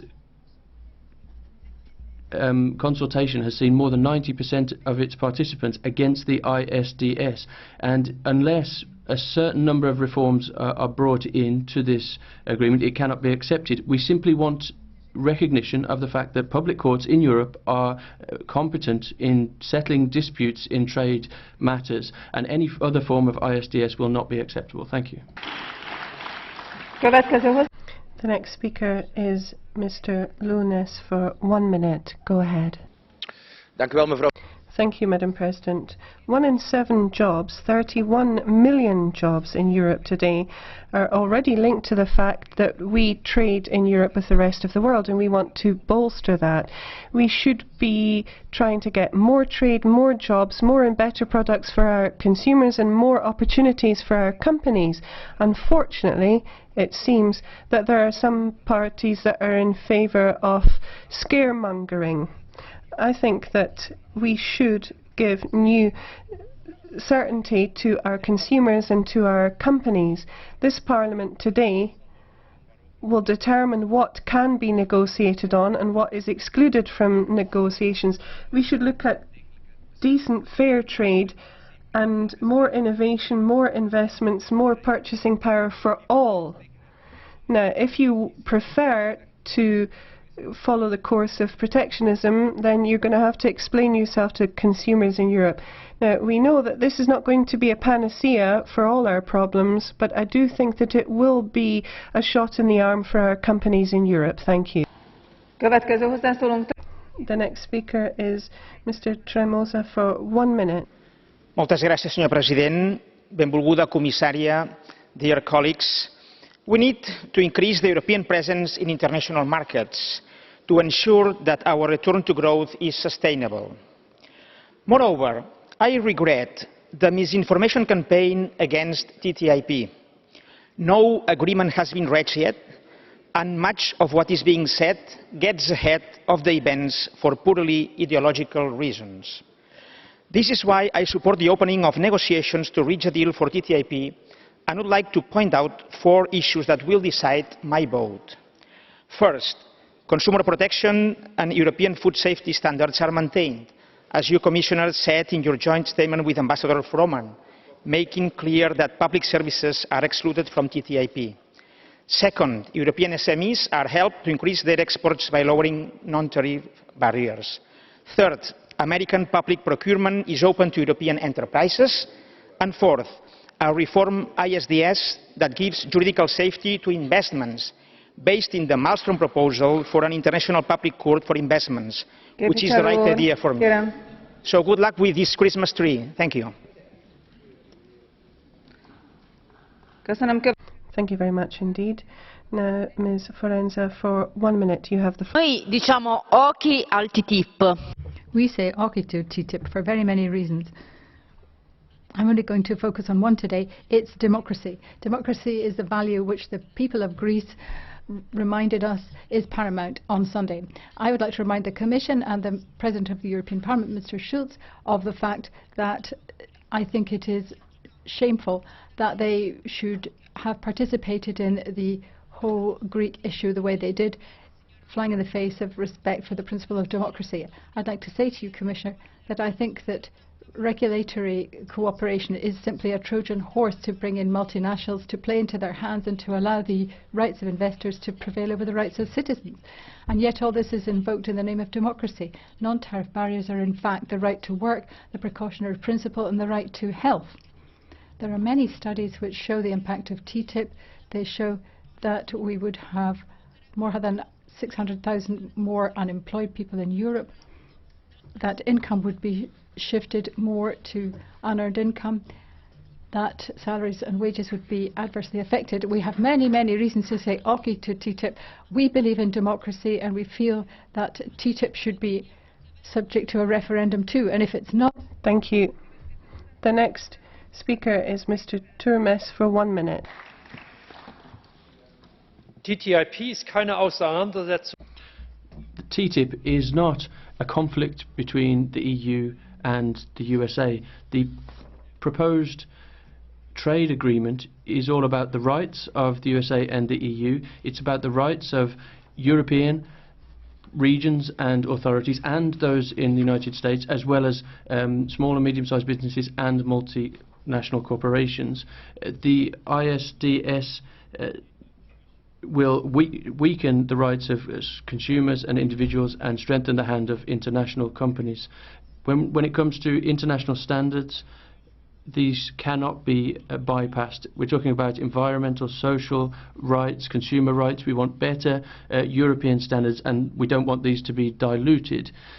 This agreement attempts to weaken those rights as it stands. So over the course of the work that we've done on this, I have no desire to enter into another round of negotiations which will simply undermine European rights behind closed doors. So we're very sceptical. Thank you very much indeed. The next speaker is Mr. Mach for 1 minute.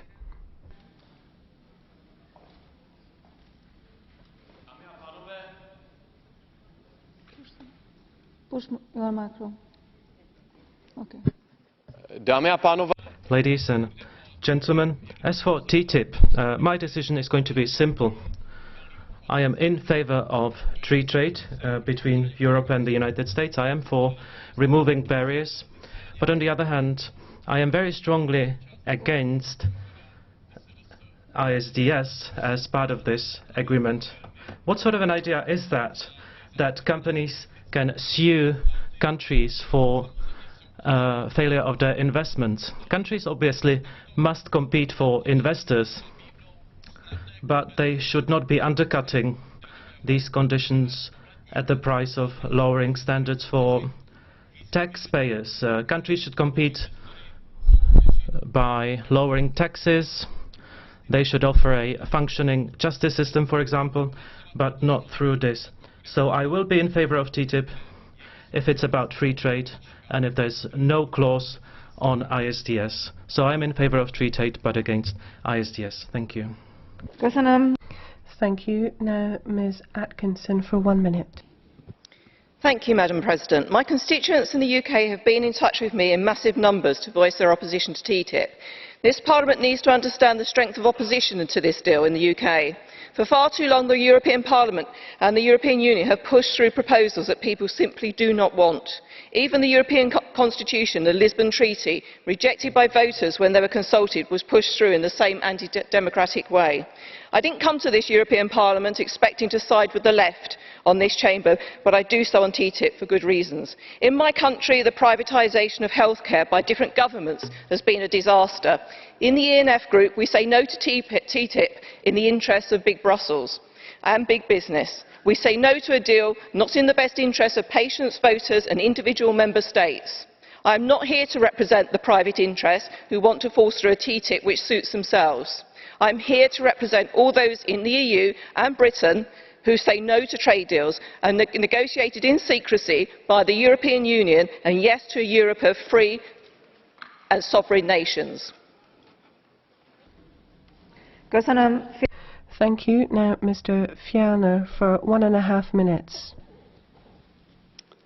Thank you very much indeed, Madam President. Now we're talking about a free trade agreement between the USA and the EU, which would be the biggest free trade agreement in the world and could create jobs and growth. Now, listening to the debate, I think that people are lacking in self-confidence because there are a lot of people who don't want to have the agreement and don't want to go along with it.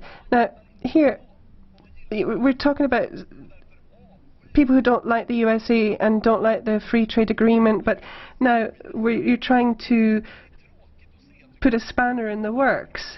Now, the Social Democrats are going to dance according to the left-wing tune. But really, to be quite honestly, this is a little bit like tilting against windmills and fighting like Don Quixote, because here even states have to respect the fundamental rights principles. You shouldn't be allowed to discriminate or expropriate or to breach an agreement. And I would really tell colleagues that really I don't think that we're taking a step against democracy, because here we're talking about tilting against windmills, if that's what you think.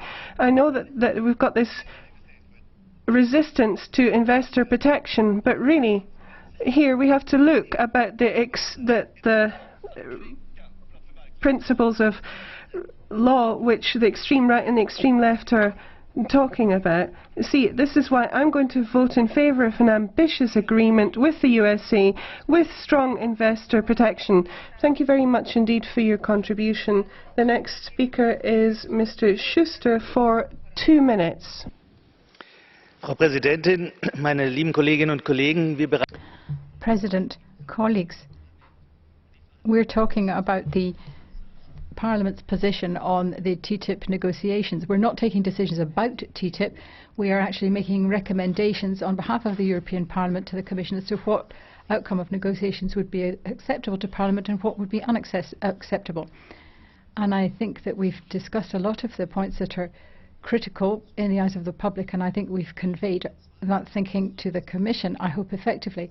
I'd like to focus on 2 points. First of all, we expect that employee rights are considered as paramount in this agreement, which means that all local agreements must be upheld. We also feel that there's got to be focus on enforcement of rights, and therefore there has got to be a proper redress provision in place for them. We think that this is extremely important because we want to ensure that international competition doesn't lead to social dumping or wage dumping. We feel that this resolution looks at the ISDS arbitration provisions critically and realizes that they infringe some of the principles of a democratic state founded on the rule of law, and we want that changed. We're negotiating with the United States, but it is also true to say that this is an agreement which will probably come to the next Parliament for consent. It's not as if the Canada and Singapore discussions are irrelevant to Parliament's deliberations at the moment, and therefore we need to recognise that. Not that we are going to give our consent to either of those, but nevertheless it is important to recognise that matters such as employee protection and ISDS are contained in those treaties or proposed treaties, and therefore we need to ensure that these matters and investor protection are properly dealt with in the context of TTIP. The Commission must recognise that we're going to play our role very seriously and take the consent procedure very seriously. Thank you. Thank you very much indeed for your contribution. Now Ms. Fotyga for 1 minute. Go ahead. Thank you, President. I do want a common area of security and cooperation. Such a common area is especially necessary for my region, for Central and Eastern Europe, covering military aspects and economic aspects. I want American presence. I do worry about lots of detailed provisions. However, I believe that ISDS should be maintained in TTIP because I believe it improves consistency and improves the competitive advantage of Central and Eastern Europe with the US. Especially after the Greek crisis, should we look more favorably at transatlantic mechanisms, and I think we should preserve them with humility. Thank you. Thank you very much indeed.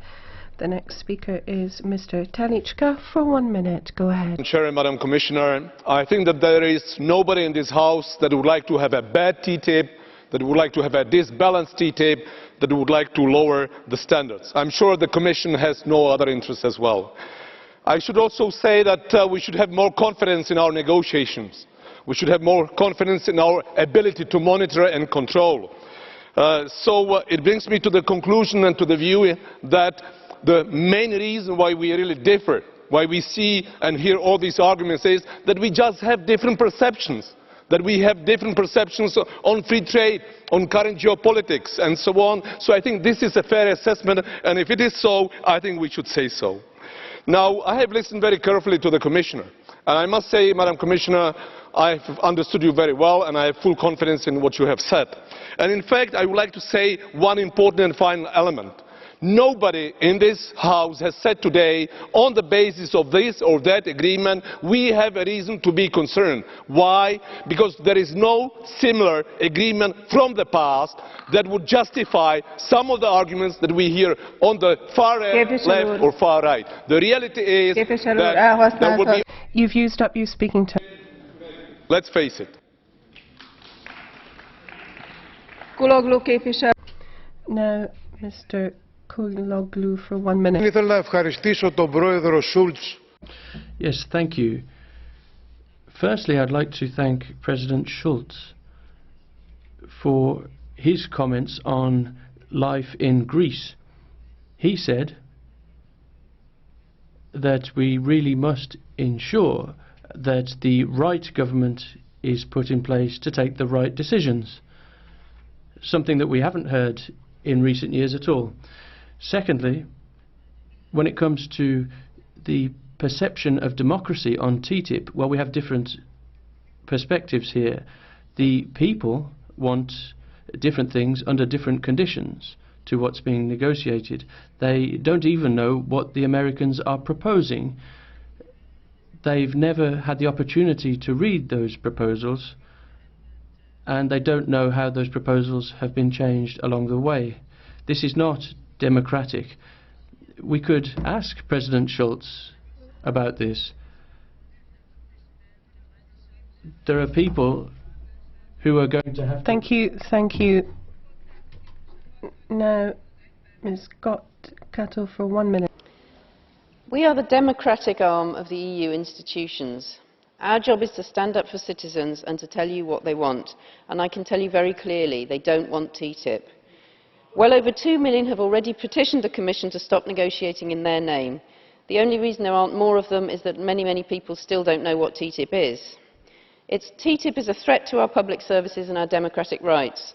It threatens to undermine the standards we've fought for in areas such as air quality, water quality, safe food and animal welfare. It threatens the livelihoods of farmers in the southwest and across Europe. More trade is not the solution to our problems. It is a way to allow corporations to take control of more of our economy, and that is why they are driving this agenda. As a continent, we are currently facing massive crises in Greece, with migrants in the Mediterranean, with conflict in the Middle East and Ukraine, and with climate change. These are the problems we should be focusing on, and not wasting money on negotiations for a treaty that only serves corporations. Thank you very much indeed. Now, Mr. Pabriks for 1.5 minutes. I can see that there are blue cards being held up, but we decided at the beginning of the debate that there will not be any opportunities for blue cards because that's the only way to stick to the time made available. So I will give you the floor for 1.5 minutes as announced. Dear colleagues, TTIP is a unique chance proactively to shape European sustainable economic development and increase our geopolitical stability by shaping our continents, United States and Europe, which are drifting apart. TTIP also will help small enterprises increase our exports, create jobs and help to decrease poverty. It will strengthen actually our global values, and also TTIP should be concluded because exactly like this we can defend our national interests of Europe. TTIP should not solve, and it will not solve all our interests, and therefore it should not be treated as such. And because of this, I am also telling to the opponents of TTIP or opponents of ISDS that if you want to be respected, please do not use your arguments which are based on lies or on wrong data, because otherwise it's very difficult to learn the respect. And we can eternally collect tweets or referendums telling that people are against something, but also in the recent referendum on Greece we could see that maybe only 5% understood really what they are voting for. And as a comparison, I would say in my country, in Latvia, which is more poor than Greece, I could easily make a referendum in autumn to not lend money to somebody who is not respecting the rules. We shall respect the rules, and we shall conclude such agreements if we want really to make better life for our continent. And finally, I hope that political plays and games will not decrease also the chance to conclude such agreement as CETA just because we don't like Americans. Thank you.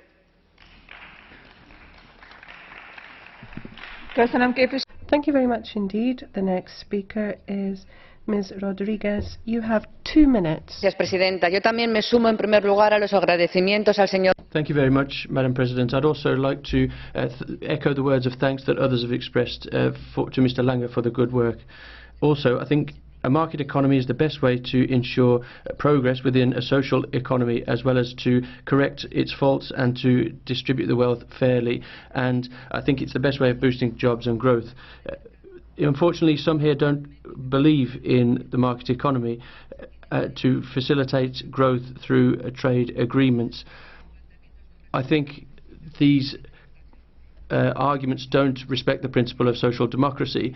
I think the key focus of TTIP is to stimulate trade on both sides of the Atlantic. At the moment, it's nearly €1 billion a year, and we need to stimulate that even further. It's important to understand how those goods are produced and how the wealth is distributed. TTIP wants to set up a regulatory base which will help small and medium-sized European companies to have better access under better conditions to North American markets and not have to comply with two different sets of standards. So we're in favour of that agreement. But the Socialists will not defend any agreement. We want this agreement to respect the basic principles and values that we defend. We want equal standards. We want an international framework which will protect our citizens. So we're going to put to the vote tomorrow a resolution which clearly reflects the recommendations that European Parliament has to the negotiators on TTIP. And I would like to remind you of the S&D's red lines. We want to strengthen labour law, making sure that we're not just based on ISDS solutions. We've made a good set of progress, but it's not enough yet. We also want to see the USA ratify environmental treaties and protocols in place and to defend public services. And we're supporting this resolution because we want the European Parliament to have an influence on negotiations. Thank you. Now, Mr. Lucke for 1 minute. Go ahead. Thank you, Madam President. I have to say that I see remarkable parallels in this debate with the debate about the euro and whether it makes sense. There's a lot of fear which is being instrumentalized, a fear about changing the status quo. But we have to think about what makes sense, what's reasonable. It's reasonable that we should have our own currencies and not a single currency, and that goods can be traded in freely. We're talking about these diffuse fears which are always being put forward to reduce workers' rights and the like. This is the kind of thing that we will have to debate, but the basic concept of free trade should not be affected by that. We need to look at the way that we express typical European thought, and we don't have legal basis for certain aspects of that in the treaty. I think that we should have the subsidiarity principle applied. Thank you. Thank you. Now Ms. Wikström for 1 minute. Thank you, President. The two biggest economies in the world, and at the same time two of the biggest democracies in the world, we have been looking at this issue closely, and it's proven to be controversial, and we've heard a lot of statements made this morning. But for the thousands of citizens in Sweden who have sent me emails, I have to say that the standards in Europe are not going to be sacrificed or lowered because of TTIP. Now here, we're not going to see any products approved in the European market without our authorization, and there have been an awful lot of scaremongering headlines and articles on this topic.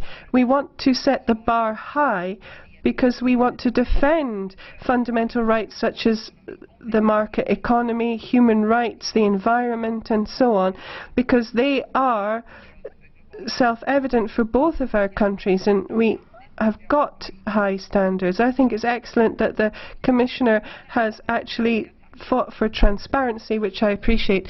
The Chair. Thank you. Now, Mr. Liarik, for 1 minute. Go ahead. Merci, Madame la Présidente. Thank you very much, President. We have a lot of pressure on us today to try to encourage us to vote in favour of a transatlantic treaty. Our heads of state of government and our company bosses have close links with the Americans, it would appear. That on its own would be enough to make us break off negotiations. This transatlantic endeavour is something which I think we should disavow. It's not worthy of a European market because we find ourselves with multinationals stacked up against the rights of the citizens and business closing ranks against the rights of the people. I think that we need to take this debate into the squares and piazzas of Europe and consult the people of Europe. Thank you very much indeed. Now, Mr. Raimon, for 1 minute. Danke. Ich frage mich.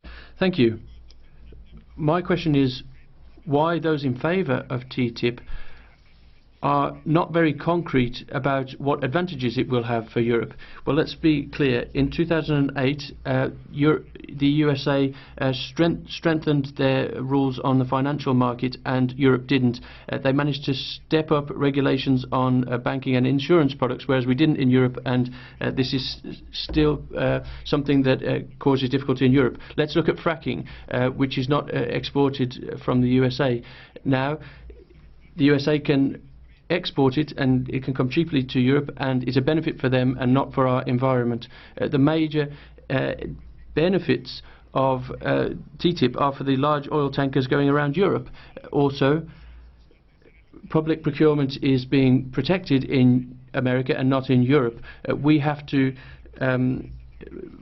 make sure that we do the same in Europe, and the European Parliament has to make its voice clear on this. Thank you. Thank you. Now, Mr. Scheinfeld, for 1 minute. Dziękuję, Pani Przewodnicząca. TTIP to... Thank you very much, President. TTIP is a very broad agreement covering a number of topics, but I will try to limit myself to 1 or 2 of such aspects. First of all, who is to be the beneficiary of this agreement? With great shock and horror, I've been hearing statements today to the effect that the beneficiaries will be limited to banks, multinational, etc., etc. Now let me tell you this. I say the main beneficiary of the agreement will be SMEs, companies which in our different member states are responsible for up to 98% of all companies, and they employ up to 60% of all employees. And it is exactly such companies who do not have enough money, who do not have a legal department, who do not have recourse to international law firms. Such companies have huge problems engaging in international trade and creating jobs. For whom? For Europeans. Therefore, we should try to help exactly them. How? By negotiating this agreement. This agreement is something that a John Q. public needs, not just international companies, multinationals, etc. What you're telling us is drivel, and we must not accept it. Thank you very much indeed. The next speaker is Mr. Morel for 1.5 minutes. Go ahead. Oui, Madame la Présidente. Thank you, President. If we want to play the role we should as members of the European Parliament, then I think we should be able to send a very clear message to the Commission. The Commission is negotiating on behalf of the European Union, and the Commission sometimes does show extreme naivety when it comes to free trade. Sometimes I think it's more a question of blind ideological conviction than naivety. I think we need to stand up for the interests of our citizens. On several occasions, our citizens have taken the opportunity to express their doubts and their fears about TTIP. And very often these doubts and fears are perfectly legitimate. And therefore we need to convey to the Commission an extremely clear message. This is an ambitious resolution Bernd Lange has put together. It covers many, many points. And Mr. Lange is absolutely concerned to protect consumers and employees and to protect their rights. But there's too much ambiguity, too much ambiguous wording, too many sophisticated forms of words, too many sophisticated and complicated formulas, and they can't really reassure us. And we're not reassured in terms of ISDS at all. And therefore I think we need to say quite clearly we don't want a private arbitration system. Let's choose a public system of redress. We're not going to be reassured unless we have a public system for redress. We want to have a positive list which excludes liberalisation in certain sectors absolutely unequivocally. On regulatory cooperation, we're not reassured either because we think that we could find that. Thank you. Please conclude your contribution. Thank you. And Mr. Krasnodębski for 1 minute. Go ahead. Thank you very much, Madam President. As you can see, TTIP evokes lots of concerns, but there is also a lot of hope among companies and small and medium-sized enterprises. Our EU negotiators should not forget that this agreement, if concluded, should be beneficial for all the member states of the European Union, those poorer and those more wealthy. Our European Union is very diverse in terms of economies. We should therefore protect various industries. For example, in Poland, the chemical industry, we have to think about origin and rules of origin. We have to think about the visa regime that should be now changed and should apply to all member states of the European Union. And we have to think about how long ISDS should be applied in our trade relations. Unless all these matters are resolved, I believe that this will contribute to peripheral character of many countries. Thank you. The next speaker is Ms. Jäätteenmäki for 1 minute. Kiitoksia. Arvoisa puhemies. Thank you, President. I am in favor of the TTIP agreement. We need a good agreement with the United States. A part of this agreement, the ISDS, however, raises more questions than it gives answers. I will not believe that there are such lacuna in the judicial systems of the United States and the EU that we would need such a system. If we have so many gaps in the systems, then we also have some problems within implementing the rule of law. We have a trade which is worth thousands of billions of euro between the United States and the EU. Either the investors are foolhardy or then they just think they will never be treated in a just way. It is very difficult to imagine why democratic parties would give powers to private groups in this way that has been planned. I hope that we will reach an agreement, and I wish all the best for the Commissioner Malmström. This issue is very important, and the ISDS is the largest problem within. Thank you. Now Mr. CARTHY for 1 minute. This was a significant opportunity for the European Parliament. Millions of people across Europe have mobilised, and they've asked this Parliament to defend democracy, the environment, workers' rights, public services and our farming community by rejecting the Commission's current approach to TTIP. This Parliament has missed that opportunity. This report and the actions of the Office of the President and of the larger groups have positioned the European Parliament not as the democratic voice of the people of Europe, but rather as a very expensive rubber stamp for the European Commission's agenda. Make no mistake about it, opposition to the TTIP deal that will undermine the very fabric of our communities is only going to grow in the time ahead. MEPs have now got to decide whether we're on the side of the people of Europe or on the side of vested corporate interests. I know what side I'm on, and the people of Ireland and the people of Europe are going to be looking very closely to see what side other MEPs are on.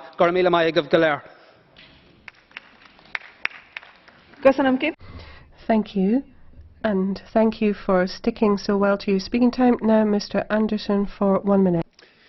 Thank you, Madam President. I'd like to say a few words about the ACTA agreement, because here it seems that history is in the course of repeating itself, because here ACTA was dealt with in the previous term of office of the previous Parliament, and in fact here it was exactly the same. It was on the basis of unanimity amongst member states, and things looked positive, and it was obviously self-evident that the agreement would go through, but the longer the negotiations took, the greater the criticisms voiced by popular movements, by researchers, and in fact when the Commission looked at the document said that there were a lot of myths about ACTA on the basis of the documents, and that then when it became time to hold the vote, then in fact things got very serious. We saw mobilisation amongst people, and the Parliament was opposed to the ACTA agreement, and in fact there were 478 votes and 39 votes in favour, so 478 against, and in fact it looks like things might pan out the same way this time round too. Thank you very much. Now Mr. Elmar Brok for 1.5 minutes. Go ahead. Frau Präsidentin, Frau President, Commissioner, colleagues. I just want to say briefly that I think it's a very interesting day for us to see that the right and left wing are cooperating closely. Again, it shows what democracy is about. We've seen this in the context of Greece. The second thing we need to see is that we can gain advantage from free trade. This has always been so, as long as it is regulated properly and rationally. It can create jobs, it can create prosperity for our people. And I am convinced, Ms. Malmström, that you will be negotiating on our behalf in order to ensure that standards don't go down. And of course this Parliament would never ratify a treaty which was going to lead to that. I don't think the American Congress would do either, and it's not going to renounce the rights that it has carefully enshrined over the years either. So I don't think we're going to see a sinking of standards or any kind of undermining thereof. I think that it will be absolutely essential for us to stick to our principles here, and I don't think that our media and cultural freedoms are going to be threatened any more than many others are. But I do think that SMEs which are discriminated against because of American legislation should be protected by us, and we can do this through this. I think we should be able to protect them rather than them being exposed to American justice which they can't afford. So non-discrimination of this sort is absolutely essential, and that's what's contained in this document. It's taken a long time to get so far with the negotiations, and I certainly think that if we're going to have a redress system, it's got to be public with professional judges, and it would be much preferable to much of what's been suggested. But this Parliament is going to stick to its guns. Thank you. Thank you, Mr. Brok. Now, Mr. Silva Pereira for 1.5 minutes.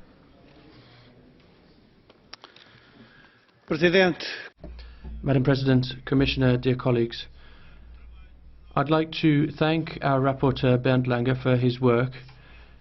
It represents an extremely good draft report which deserves clear support from this chamber. It deserves support because it contains very firm demands in order to get a good TTIP agreement. It safeguards social and labour standards, protection of the environment, food safety and the rights of consumers, as well as defence of public services, transparency in negotiations, and something that's no less important, the end of the private arbitration system, ISDS. All of that is within this resolution. We have to acknowledge that ISDS has led to abuses and legitimate concerns. But in order for this debate to be serious, we also have to acknowledge that what has been proposed to this Parliament is the end of private ISDS as we know it.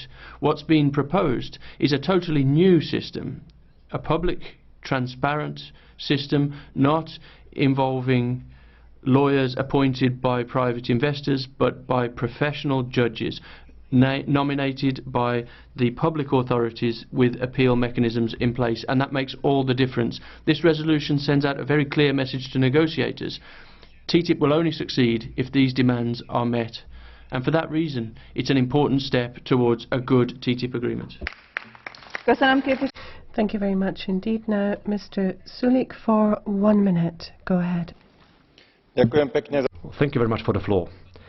First of all, I subscribe to the commercial or trade agreements because it is much better if two countries trade between themselves rather than when they wage a war. For this reason, I also welcome the TTIP agreement between the United States of America and the European Union. However, I do have certain main objections. First one is the lack of transparency. I have been criticizing this for a long time. I believe that the text should have been published long before in order for all the stakeholders to be able to comment on it, and I think that this is especially the benefit for those who oppose TTIP, the lack of transparency. Second, it is the introduction of new regulation. TTIP should first of all serve the abolition of administrative burden, red tape. However, in many places within it, it introduces new barriers and new regulations. And thirdly, it is an attempt to harmonize taxes. The low taxing is a fully capable tax advantage of certain member states, and harmonizing taxes means increasing tax burden. On the contrary, TTIP should guarantee tax autonomy. Thank you. Thank you very much indeed. Now Mr. Goerens for 1 minute. Go ahead. Merci, Madame la Présidente. Thank you, Madam President. How can we resolve investor-state disputes in the context of TTIP? We have proposals, we have precedents. Look, for example, at the World Trade Arrangements. If there is a dispute between two parties, then this can be resolved by the body which is designated for doing this. Nobody ever thinks that they should question the authority of this arbitration body. They accept its decisions because it is an extension of our states and it has institutional and legal legitimacy as a result. Therefore, why would we start calling into question multilateral trade and judicial arrangements for a bilateral purpose? Thank you very much indeed. The next speaker is Mr. Flanagan for 1 minute. You have the floor. Thank you very much for the opportunity to speak here. Several MEPs from the EPP speak about lies. Mr. Pabrikas spoke about lies. MEP Caspre spoke about half-truths. And then we had a Spanish MEP, González, talk about 1 million new jobs. Well, if we want to talk about the truth, let us tell the truth. Well, our minister with responsibility for this area, Richard Bruton, invited MEPs to a breakfast to discuss this issue. In the invite, he informed us that this agreement, if successful, would lead to an increase in growth of 0.5% GDP per year above what is now predicted. I asked him the question, was this over 1 year? Now remember, we're talking about telling lies here and telling the truth. He said yes. I asked him twice, was it over 1 year? He said yes. I asked him a third time, he said yes. That is a lie. The predicted growth is between now and 2027. It is not definite. It is the most ambitious scenario. Stick to the truth. Lies won't work here, Richard. Thank you. The next speaker is Mr. Schwab for 1.5 minutes. Vielen Dank, Frau Präsidentin. Thank you very much, Madam President, dear colleagues.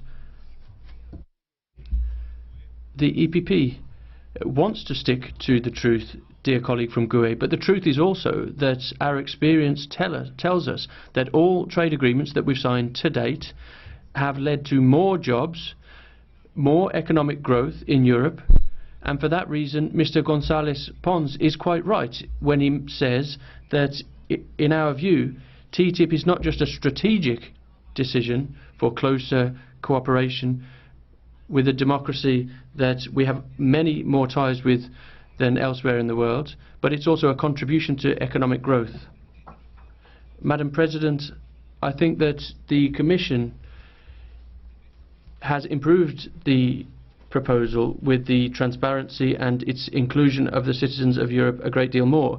But the citizens of Europe are not just consumers, ladies and gentlemen. I am in the committee that looks at consumer protection.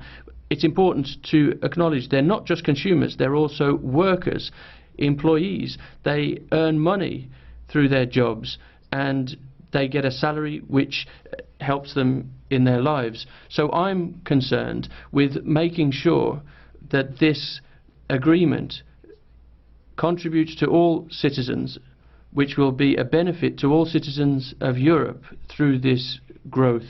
The Commission has a mandate to move forward, and we want to strengthen that mandate with this resolution. And I think all of those colleagues have the same objective. We want good standards for people in Europe, and we can make this possible with TTIP. Thank you. Thank you very much indeed. Now, Ms. Jongerius for 1.5 minutes. Thank you, President. TTIP is more than a trade agreement. It's the creation of an internal market between the EU and the US.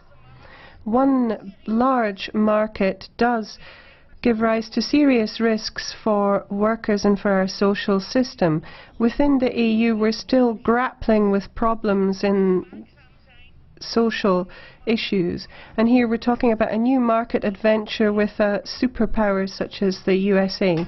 A negotiating result can count on our support, provided that the basic social rights are also recognized in the US, if it's clear that TTIP will deliver jobs and that there are rules that apply to workers. If European standards on the environment and consumer protection are not undermined, and if we exclude public services such as healthcare, and provided there are no private ISDS tribunals, which means that investors can take states to court. We have to be clear, no ISDS in TTIP. Investors, just like everybody else, can launch an appeal in the framework of national public law.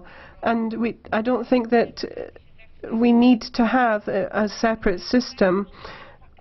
And here, on the basis of claims, influence could be brought to bear on states, which could have implications for democracy. A resolution that stipulates quite clearly that we don't need ISDS and we don't want it, well, it can't count on my support if we don't have that. So, thank you. Now, Ms. Tomasic for 1 minute. Thank you.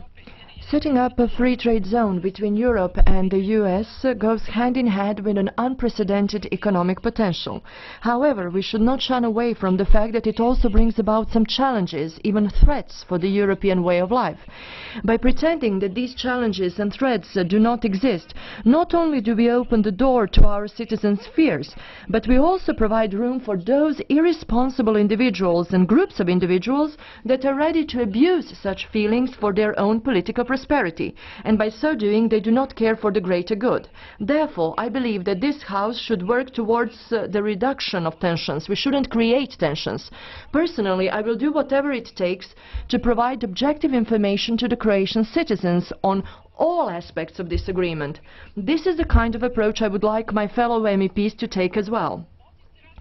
Our future and that of our children is at stake. Let's not throw it away so lightly. And let us not be passive observers while others are creating our future for us. Thank you. Thank you very much indeed. Now, Mr. Calvi Chambon for 1 minute. Gracias, señora presidenta. Estamos, pues, Thank you very much. President, we're talking here about the orientation and direction of the Commission's negotiations, and I think that we need to recognise that we need to keep our borders open in international trade. That's how we have overcome protectionism, and that's what benefits our people. Protectionism can be interpreted as a breach of the rights of society, as an affront to that society, and I think really the Liberals and Democrats would certainly subscribe to that. What we want to do is ensure that we have a good agreement and that we really do banish the spectre of protectionism. And this is what this Parliament should be doing. The Parliament should be supporting the Commission in its negotiations. Therefore, we should be ensuring that we don't get distracted by discussions such as international courts from the important focus which we can resolve in a democratic and sensible way. Thank you. Thank you very much. The next speaker is Ms. Kari for 1 minute. Thank you. As we have seen from the popular protests, there are problems with the TTIP negotiations. First of all, we have to look at the core in the agreement, that if something is approved in one place, it's automatically approved in the other. So if the US approves certain chemical products, then we in the EU automatically have to approve it as well. And here, this actually undermines the automatic right to consumer protection, and multinational companies are ready to sue democratically elected governments, irrespective of whether we're talking about small tweaks or fine-tuning taking place. And I could continue with my list. Dear friends, now here, over 2.3 million Europeans have called upon us not to sign up to this, and we need to demonstrate that we listen to what they say today and tomorrow. Thank you. Thank you very much indeed. Now, Mr. Proust for 1.5 minutes. Madame la Présidente. Madam President, Commissioner, from where I am here, we get everything in stereo. Whether it's from the extreme left or the extreme right, the rhetoric is the same. It's the end of our independence, the end of our society. We're having to hear that this is going to be the end of the world. If you're to understand the importance of this agreement, think of Asia, the Pacific, and so on. They are strengthening their hand in a globalized world by getting together, and we in Europe have populist movements that want isolationism. You are underestimating the United States, but you're also underestimating Europe.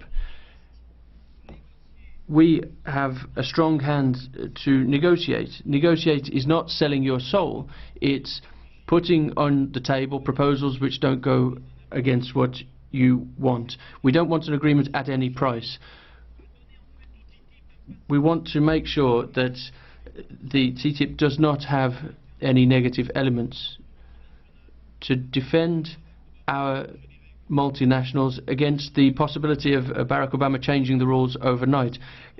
Defending ourselves against the attempt to open up our markets and to defend our cultural and gastronomic diversity, particularly in France. It's also making sure that international standards prevail in what is often ferocious globalization. It is trying to put specific constraints in place rather than just empty rhetoric. I think with Madam Commissioner we can do this. Thank you. Now, Ms. Curtin-Darling, for 1 minute. President, these negotiations could present a unique opportunity to re-regulate globalisation and promote the high standards on which the European Union prides itself. It could offer a means of creating jobs and growth in regions like my own where we urgently need them. Trade is a tool. It's neither good nor bad. It all depends on the level of the rules set out in trade agreements. And Labour MEPs have set out exactly what we would like to see in a future TTIP deal, and that's a full exclusion of public services, regardless of how they're provided, organised or financed, protection of our standards and our democracies, and no ISDS or special systems for foreign investors. We delivered the first two in the Trade Committee, but we didn't deliver the third, and that's why Labour MEPs will reject ISDS unambiguously tomorrow. This resolution's only purpose is to steer the Commission. A fudge on ISDS won't do this. It won't deliver a TTIP that we will be able to support in the future. Thank you. Thank you very much indeed. Now, Mr. Marias for 1 minute. Κυρία Πρόεδρε, η υποσυζήτηση έκθεση παρουσιάζει το σχέδιο. Thank you, President. We're discussing this draft contribution on TTIP to the negotiating process between the Commission and the Americans, which it is hoped will have a positive impact on the labour market. But the reality is that we don't know what the outcome of TTIP will be, and we do know that there are huge threats on the horizon for Greece and for the Greeks in terms of the environment, in terms of agriculture and elsewhere. There are multiple dark clouds hanging over Greece. There may be agreements in the pipeline on pollution, but nevertheless there are a lot of problems with issues such as rules of origin, which may mean that we end up in Europe with GMO foods. TTIP may also have an adverse impact on our employment markets, and it will almost certainly affect Greek olive oil very adversely. If we don't have proper recognition of the rules of origin, then the Americans won't be obliged to comply with the provisions in force at the moment. It also means that Europeans could be... Thank you. Thank you. The next speaker is Mr. Lambsdorff for 1 minute. Thank you very much, Madam President. This morning we talked about Greece in this chamber. The country is lacking growth, jobs and prospects for young people. What does a country like that need? And what do the other countries in comparable situations need in social crisis? They need growth. They need economic growth with new jobs and new prospects. TTIP is a programme for growth without indebting countries. Those who are against TTIP are against young people in all of these difficult situations. And some people say, well, this will be used by large companies. Of course it will be used by large companies if bureaucracy is broken down and regulations are harmonised. But also it will allow countries to export their oranges to the USA, as one colleague mentioned. It will allow them to get products and services at better prices. It will help the whole of society if we are successful in improving this TTIP. And the left-wing extremists and the right-wing extremists are both against this. But we think this would be an extremist attack on our economic growth. Thank you. Thank you for your contribution. Now, Mr. Kelly, for 1 minute. Some things puzzle me about this debate. Number one, as Mr. Schwab said, we've had free trade agreements, which obviously are about economic growth and progress. Yet we are being led to believe that a free trade agreement with the biggest power in the world would actually not create jobs and growth. Mind-boggling. Secondly, we are asked to reject TTIP now, as if it was a fait accompli. In actual fact, it says right up there, negotiations for TTIP. There is no fait accompli. It's a work in progress. So, let us have faith in our negotiators. Let them deal with the issues we're concerned about. In my country, we're very concerned, as Mr. Nicholson pointed out, that maybe agriculture might become a bargaining chip. We don't want that to happen. ISDS is a big issue. But Commissioner Malmström's proposals are a major step forward compared to what we've had in the past.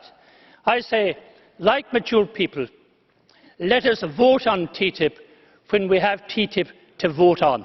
Thank you very much. Thank you very much indeed. Now, the next speaker is Mr. Dante for 1.5 minutes. Grazie, signor Presidente, colleghi.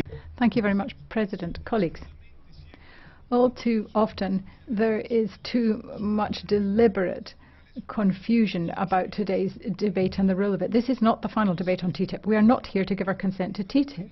The Commission is carrying out protracted, complex, long-term negotiations on TTIP, and we don't know what the outcome will be.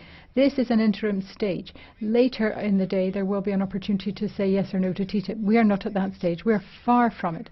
And therefore, this is a resolution where we're supposed to be specifying our priorities, which is protection of geographic indications, access for SMEs to American markets, resolution of the difficulties of ISDS, protection of social and environmental standards and public services. These are some of our prerequisites, some of the principles we want respected, some of the things which we think will deliver an acceptable result to Europe. This is a negotiation of a trade agreement. We need to respect the rules of global trade. And who, if not Europe, could possibly redefine globalization in a more just and equal and fair way that respects everybody's social rights and human rights? This could be an important part in the mosaic, and we should be promoting this.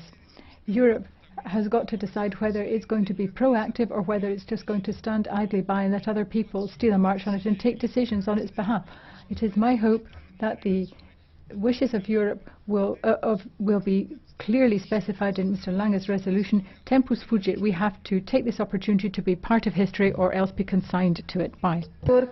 Thank you. Now Mr. Karas for 1 minute. Frau Präsidentin, meine Damen und Herren. Madam President, ladies and gentlemen, this decision is not about TTIP. It's about strengthening, enhancing the mandate that the European Parliament has to negotiate on TTIP. And that's right and proper, because this chamber representing the people will have an influence on the Commission's mandate. And for that reason, we also support the improvements to the investor-state disputes mechanism. That way we can negotiate on the basis of facts, on what we've learned on negotiations, and we can stop things happening behind closed doors. This report is something that's being depicted in a very harsh light, which doesn't represent reality at all, and it's a shame that there's so much scaremongering. We need regulations in place for the global economy and social order. We in the European Parliament have the last say. Not today, but in 2 years' time at the earliest. Thank you very much indeed. Now, Ms. Aguilera Garcia for 1.5 minutes. Thank you very much, President, Commissioner, colleagues. First of all, I'd like to pay tribute to Mr. Lange for the work that he's done. I think that he has drafted a good resolution, and he's taken on board a certain number of points of concern to us, but it's certainly a good basic premise for negotiation, even if it doesn't encompass everything we'd have liked to see in it. I think this is an opportunity for the Parliament to specify its basic criteria in this negotiating process. We need to have a resolution which encompasses all the points important to us. There are many aspects to this. There's, for example, the geopolitical aspect, which has been outlined by a number of colleagues, and it's also a fact that we're talking about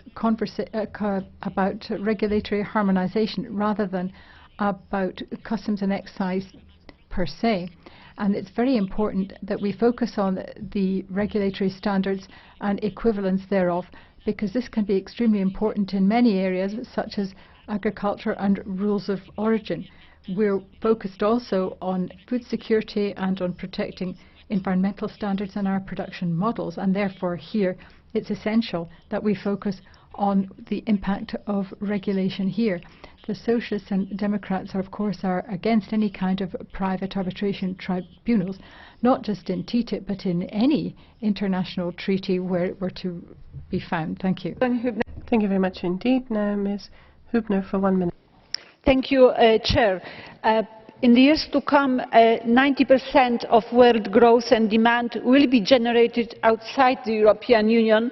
That is why the European Union must remain open and needs trade agreements. And we all know that today trade is no more only about tariffs, it is about standards, sustainable development, consumer safety.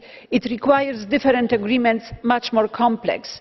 We need agreements that would open new markets, increase investment opportunities, make trade cheaper, easier, faster, set common rules on technical and sanitary standards, make trade environment predictable, also provide for joint commitments in areas that affect trade, such as intellectual property rights, competition and public procurement rules. TTIP's role is also to launch a progressive elimination of barriers to investment, and that is why we also need protection for our European investors, legal certainty and transparency, and a generally secure investment environment. And that is why we need to push forward with the negotiations and conclude them rather sooner than later. Thank you. Thank you. The next speaker is Mr. Andrieu for 1.5 minutes. Thank you, Madam President. Madam Commissioner, dear colleagues, a year ago in this chamber we had a debate on TTIP, which we used to express our need to be vigilant and to accompany all of the negotiations. At that time, we clearly expressed the Parliament's priorities and red lines on this agreement: transparency, scrupulous respect for acquired legislation and the principles of our European social model, standards that we've put in place for the environment, public health, social rights, labour rights and fundamental rights, the protection of geographic indications, our diversity and culture, as well as the exclusion of ISDS to settle disputes between states and private investors. The proposals you've put forward do represent a number of those concerns, and I'd like to expressly thank Bernd Lange for the work he's done on this. However, the text is not enough because the ISDS question is still ambiguous. In fact, no kind of agreement can be envisaged without this major issue being settled. Amendment 27 that I submitted proposes that national legislations and jurisdictions are perfectly competent to resolve disputes between private investors and states, and this means that ISDS is not necessary, not in the medium term, not in the long term. So we need a direct exclusion of this. It's demanded by European citizens and unions. It's imperative. Thank you. Now, Mr. Kovachev for 1 minute. Thank you, Madam President, Madam Commissioner. To begin with, TTIP has to be mutually beneficial for both sides. It has to be beneficial for small and medium enterprises. TTIP is an opportunity for us to set global standards. I think we should focus on energy because the EU does need to diversify energy sources. Restrictions in regard of citizens of Bulgaria, Croatia, Romania and a number of other countries are to be done away with. There are a lot of rumours, even though TTIP is not a fait accompli yet. We need to set out clear standards which we are not to compromise. Standards on environment, on social issues and others. It is really a pity that communists and populists are trying to instrumentalize TTIP, so they are distorting the debate on the potential risks and benefits of TTIP.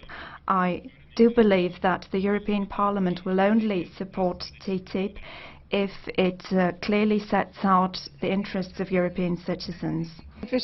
Thank you. Now, Mr. Bettini for 1.5 minutes.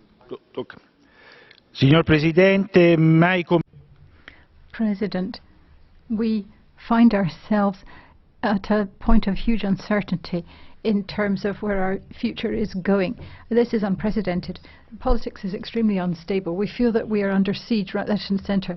We have problems of refugees, terrorism, slow entailing of growth, conflict between ourselves and Russia, and all the turbulence in Greece and the uncertainty of the outcome and the impact of the Greek referendum and the whole situation there. TTIP could be a positive step here, for example, rather than a negative one. Today we're taking a decision about mandating the Commission in terms of its negotiating platform.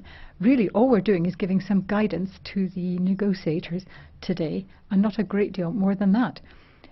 Chairman Lange has put together a resolution which I think is a victory for the socialists too. It reflects many of our fundamental principles. It's not a question of TTIP being bad or good. It's not just a symbol. It's an instrument which, if used properly, could do a great deal of good. If it's abused, of course, it could cause a great deal of problems. But there's no point in getting bogged down in ideology. You need to be able to see through all the details and see where the positive benefits are in terms of environment and public health protection and human rights. We can protect all these in the context of TTIP. I know that there's a wide divergence of opinion in this Parliament on ISDS, but I actually don't care about hearing about that so much as hearing... I'm finishing. Please conclude. Thank you. You used up your full speaking time allotment. Now, Mr. Ruas for 1 minute. Thank you very much, Madam President. I don't think you pronounced my name correctly, that's why I didn't stand up initially. It seems to me undeniable that the trade agreement with the United States will bring obvious mutual benefits for both sides of the Atlantic. It'll mean more jobs, more production, better choice for consumers, as well as new opportunities for citizens, particularly for younger citizens. That's why I think it's fundamental to respect the difficult balance achieved today in the Inter Committee on the European Parliament's common position that we're discussing today. Our European compatriots and our American partners are both following the debate we're having today with interest. I'd like to underline the importance of denominations of origin and geographic indications. They have to be protected within this agreement, but always with a view to providing broader and global level protection. Many of our European traditions are connected with our land, which is very diverse. They also represent significant sources of income, and they connect people with their land in the various regions of the European Union. So I welcome the inclusion of geographic indications in the text of the recommendations. May these principles never be forgotten by the negotiating team and the Commission. Thank you. Thank you, and sorry for having mispronounced your name. So, Mr. Ruas. Now, I'd like to give the floor to Mr. Karinš for 1 minute. Priekšsēdētājs kundze, kolēģi, stāsta, ka strauss putns draud gadiem. Thank you. We have been looking at the scenario when the ostrich buries its head in the sand so as not to see the threat when it feels under threat.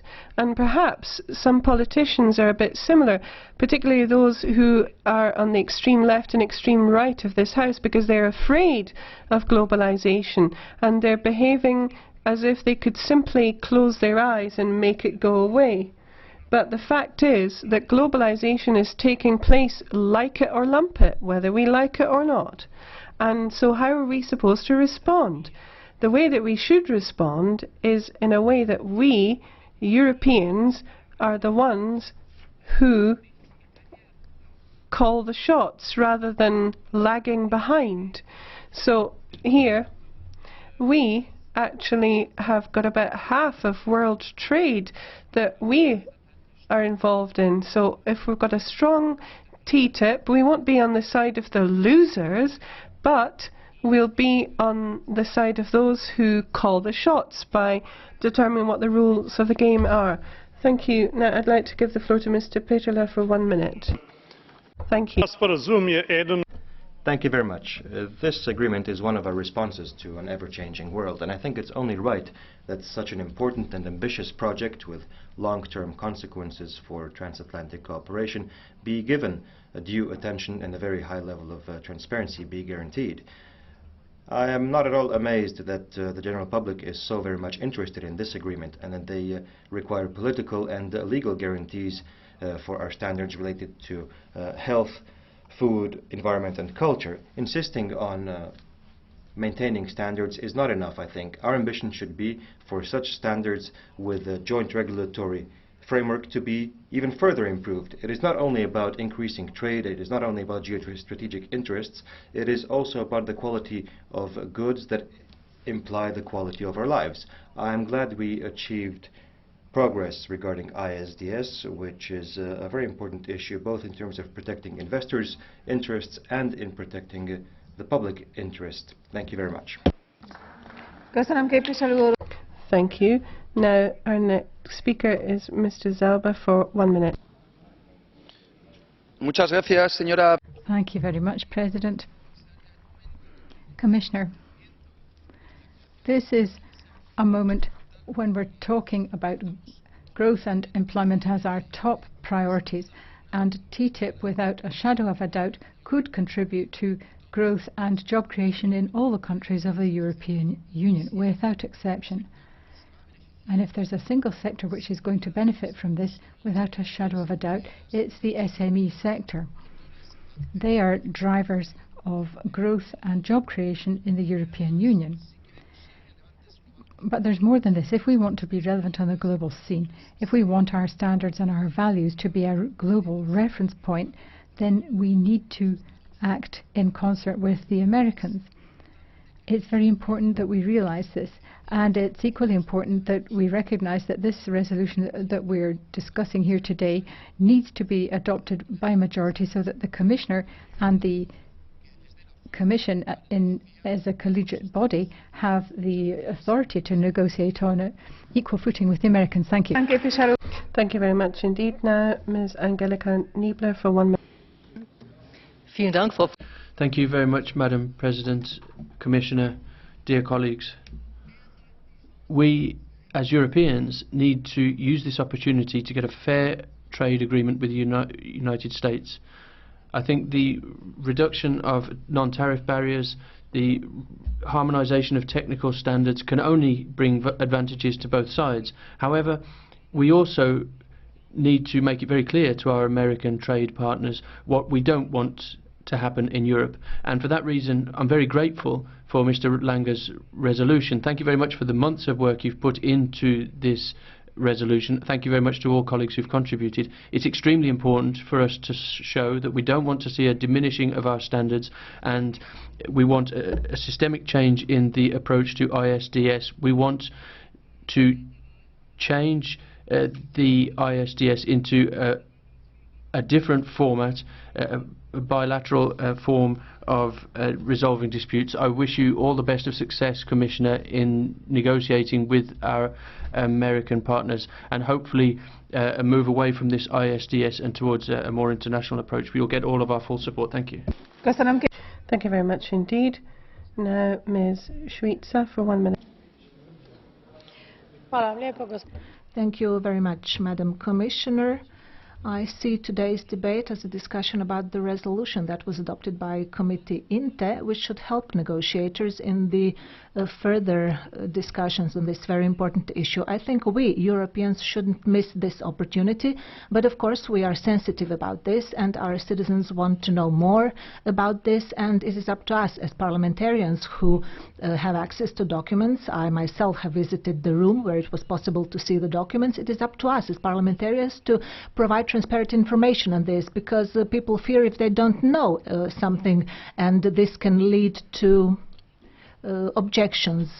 And of course, I think we should take account of GMO products, of public services, of water, of medical services, everything that is of interest for our citizens and especially workers and the labor market. I think we should support the negotiators. This is an agreement which is of a strategic nature. It's not just a trade agreement. It does mention customs, but it will bring a lot for SMEs and citizens and new jobs, and I'm in favor of the agreement, but of course I'm also in favor of negotiations on an equal footing with the Americans. Thank you. Now, Mr. Thomas Mann for 1 minute. Go ahead, sir. Thank you, Madam President. The transatlantic area can only deliver prosperity if we're talking about transparency and being on an equal footing, being equal partners. And in fact, we've drawn up opinions in our committees and we've taken account of many of the concerns voiced by our citizens. In fact, my amendment was adopted, for example, because we don't want EU standards to be abolished or undermined in any way. Instead, we want to have social dialogue. And if there's any risk to standards, then we have to be informed immediately in order to respond appropriately. And here we have to make sure that we retain our rights, such as collective bargaining agreements. Now, here I emphatically welcome the compromise in the Lange report. I'm opposed to private tribunals, and we should set up a European one which is in keeping with the tenets of the treaty. And here I think, Madam President, we need to make use of the opportunity, avail ourselves of the opportunity, rather than going along with what's being said at the extreme left and right wings of the House. Now, Mr. Rangel, for 1 minute. Thank you very much, Madam President. Well, I think what we need here is firstly to tell you something that's not technical, it's political. It's absolutely fundamental in the context of current globalization to have an agreement in place between the European Union and the United States.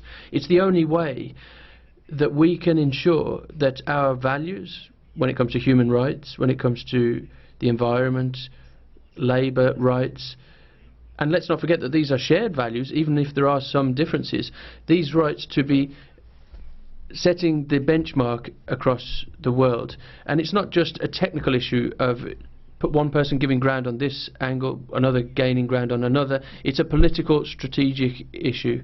And I'm particularly satisfied with the progress that we've seen in the state dispute settlement systems. However, it would be better to have a permanent dispute settlement mechanism in place, which has jurisdiction only for disputes arising within the framework of this agreement. I think that would give better legal certainty to this agreement.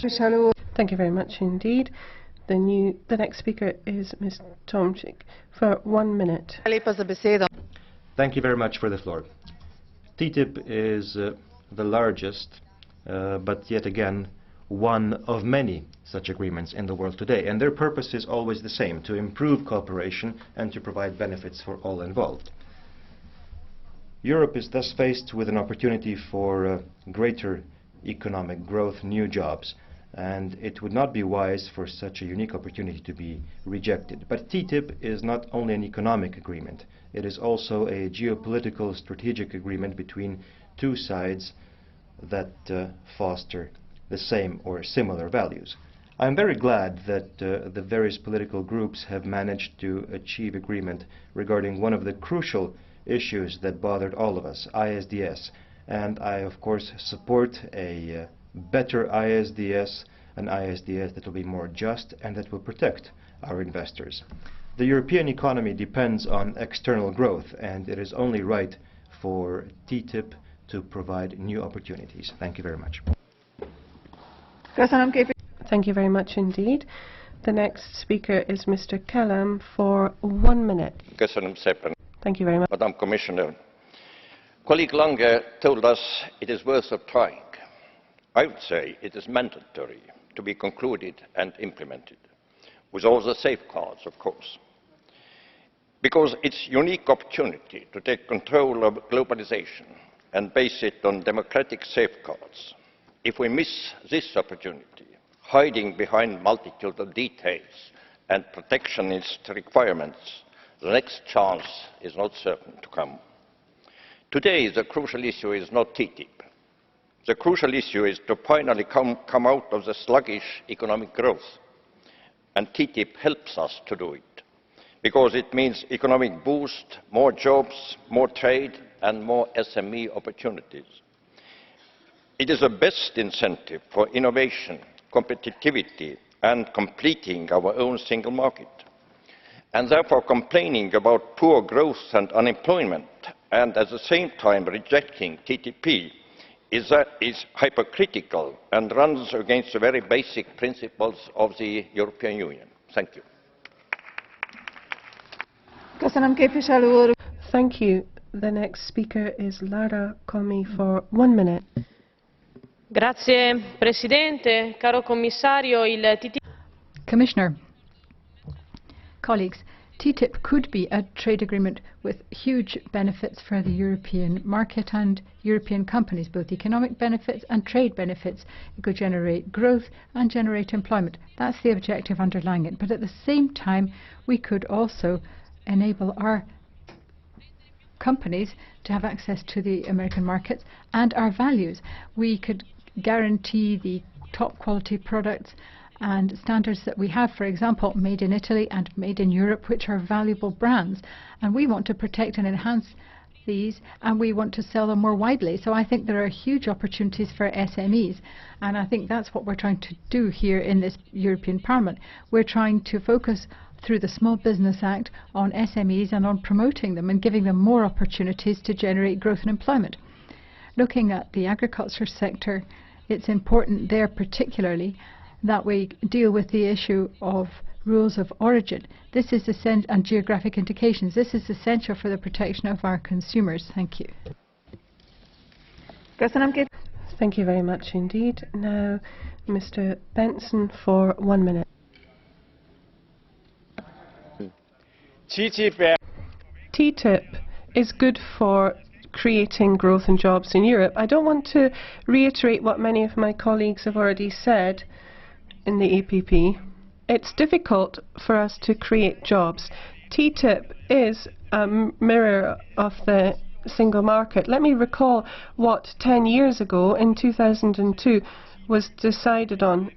We decided to enlarge the EU by welcoming 10 countries from Central and Eastern Europe. And here we were talking about high hourly wages, expensive energy prices.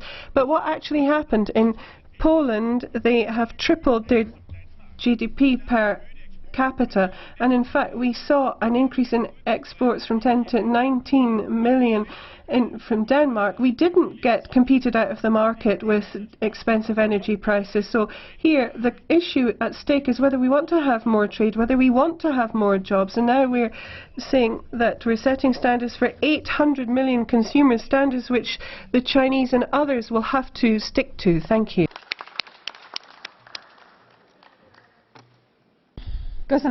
Thank you very much indeed. And that brings us to the end of the list, I'd like to inform you. So now we will move on to the Catch the Eye procedure, and I'm going to follow the practice that we can continue with the Catch the Eye procedure until 10:02, and then we will have the concluding statements from the Commissioner and the Rapporteur, and I will do my very best to give everyone who would like to take the floor. You have 1 minute, and we have Mr. Zara. Mr. Zver. Mr. Zver. Thank you very much for the floor. Congratulations to colleague Lange for this resolution. TTIP is of vital importance, I think, for the future development of the EU. All of us know that what is crucial here is economic strength. If we will be economically stronger, then it will be easier for us to neutralize certain other deficiencies of the EU, such as energy, demography, security risks, the crisis of management, a decreasing strength of the EU in terms of international relations. And TTIP is a very good opportunity for economic revitalization for new jobs.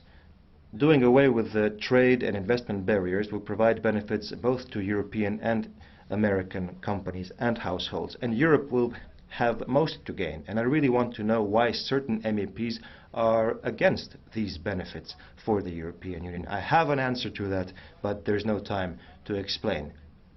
The EU is only 7% of the global population. If we don't generate optimum conditions for economic activity, we'll be even more vulnerable in the future. Thank you. Thank you very much indeed. Now Ms. Grappini for 1 minute. Doamna președintă, dragi colegi, doamnă comisar, mi-aș fi dorit mai multă rațiune în discuțiile de astăzi. Thank you very much, Madam President.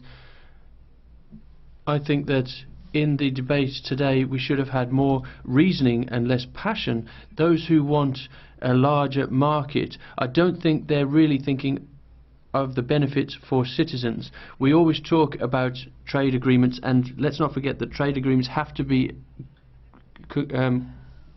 ratified here by this Parliament. And Commissioner, we've said that we will not vote for an agreement if it still contains the elements that it does. We have to go back to our citizens and explain what it is we're trying to achieve with agreements like this. And I would tell you that the Romanian citizens do want an agreement, Commissioner, but with transparency, ensuring that quality standards are in place, access for SMEs to the market properly, and to be on an equal footing. We do have to express solidarity today, and we do want to give the Commissioner a mandate to get a good agreement. So, Commissioner, please. Thank you very much. Please stick to your speaking time, Mrs. Bilbao. For 1 minute.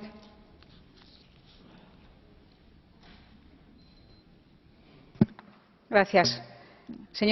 Thank you, Commissioner. I'm going to support this negotiating mandate because we need this agreement and we need to have more transparent negotiations and better enhanced democratic control. We want an input into the standards governing trade the world over, and we feel that this is our way of doing so. We feel that TTIP could offer a great deal to SMEs who generate 80% of the jobs, and we feel that they need an opportunity to be able to expand their markets from Europe to the US. This would stimulate competition. This is an agreement which would promote international trade, international alliances between companies, greater competition, and the appearance of all kinds of new opportunities. There are some red lines, nevertheless, which we wish to defend. We feel that European standards are vital. We don't want fear and personal interests to be ruling the day. We want to be sure that we can give trust and confidence to our citizens that this is going to be a good agreement with a positive impact on Europe, that will enhance innovation, and that will ensure that there is investment. Thank you. Now, Ms. Alvio, for 1 minute. Gracias. Thank you. In Greece, the Syriza government called a referendum to consult the people on the measures that the European institution wanted to impose. It was a democratic election that we could all learn from. For example, the European People's Party and the Socialists and others voted against the United Left's proposal to have a referendum on this. They also rejected the fact that some 96% of the population are against ISDS, where investors could take states to court. And now we're seeing socialists and Democrats, together with the Conservatives, trying to get this in through the back door against our citizens' wishes. What does this have to do with democracy? Thank you. Thank you. The next speaker is Igor Šoltes for 1 minute. Thank you very much for the floor. We've heard a lot about the arguments against TTIP. I would like to say that we heard that this should not lead to the lowering of standards. But I think in the EU we should strive to heighten our standards in the area of environment, labor safety and so on. So I'd like to say that the USA ratified only 2 out of 8 fundamental conventions, whereas the EU ratified all 8. The USA did not ratify even the basic international documents in the area of social rights. For example, the Council of Europe's document, or other similar documents by the UN. I think these standards could be used as a barrier in our cooperation. That's why we would like to point out these issues, and we would like to call on the USA to ratify these agreements because they are very important. Thank you. Thank you. Now, Mr. Castaldo for 1 minute. Grazie, Presidente. Thank you very much. Mystification, anti-democratic practices, complete delusion. This is supposedly a free trade treaty, but it's actually a triumph of hyper-liberalism in its unbridled sense. We've been fighting for years to defend workers' rights, health, food security and the environment. And at one wave of the magic wand, TTIP can eradicate all of this. There's no guarantee of generating employment at all. This is offensive. You're talking about scaling down tariff barriers, but you're really simply going to scale down democracy. You're ignoring the voice of the citizen. 70% of the citizens don't want ISDS. They've said 70% have said no to private arbitration, period. And you're simply trying to dilute them by saying that there will be advantages, that we can share the spoils. But no, the spoils will be the profits of the few and the suffering of the many. This is not democracy. This is democracy a la Schulz. You're infringing the rights of the individuals rather than listening to your conscience. Please have the courage to say no. The next speaker is Kristina Marvaj for 1 minute. Now, what we're seeing in relation to Greece and in the debate on TTIP is that the European Union doesn't shrink away from anything when it comes to real democracy and people's opinions. Now, in fact, I would quote from a letter we're talking about in that letter that it is a dirty bargain which is being struck, and what is expected of the Hungarian voters and the Hungarian government and the MEPs is that they should do everything in their power to ensure that the agreement which is being reached between multinationals and others should be dealt with in such a way that people's voices are heard, because in fact over 2 million citizens and over 400 associations have actually signed up to the Stop TTIP campaign, and in fact I would encourage as many as possible to join in with this movement. Thank you. Now, Mr. Polčák.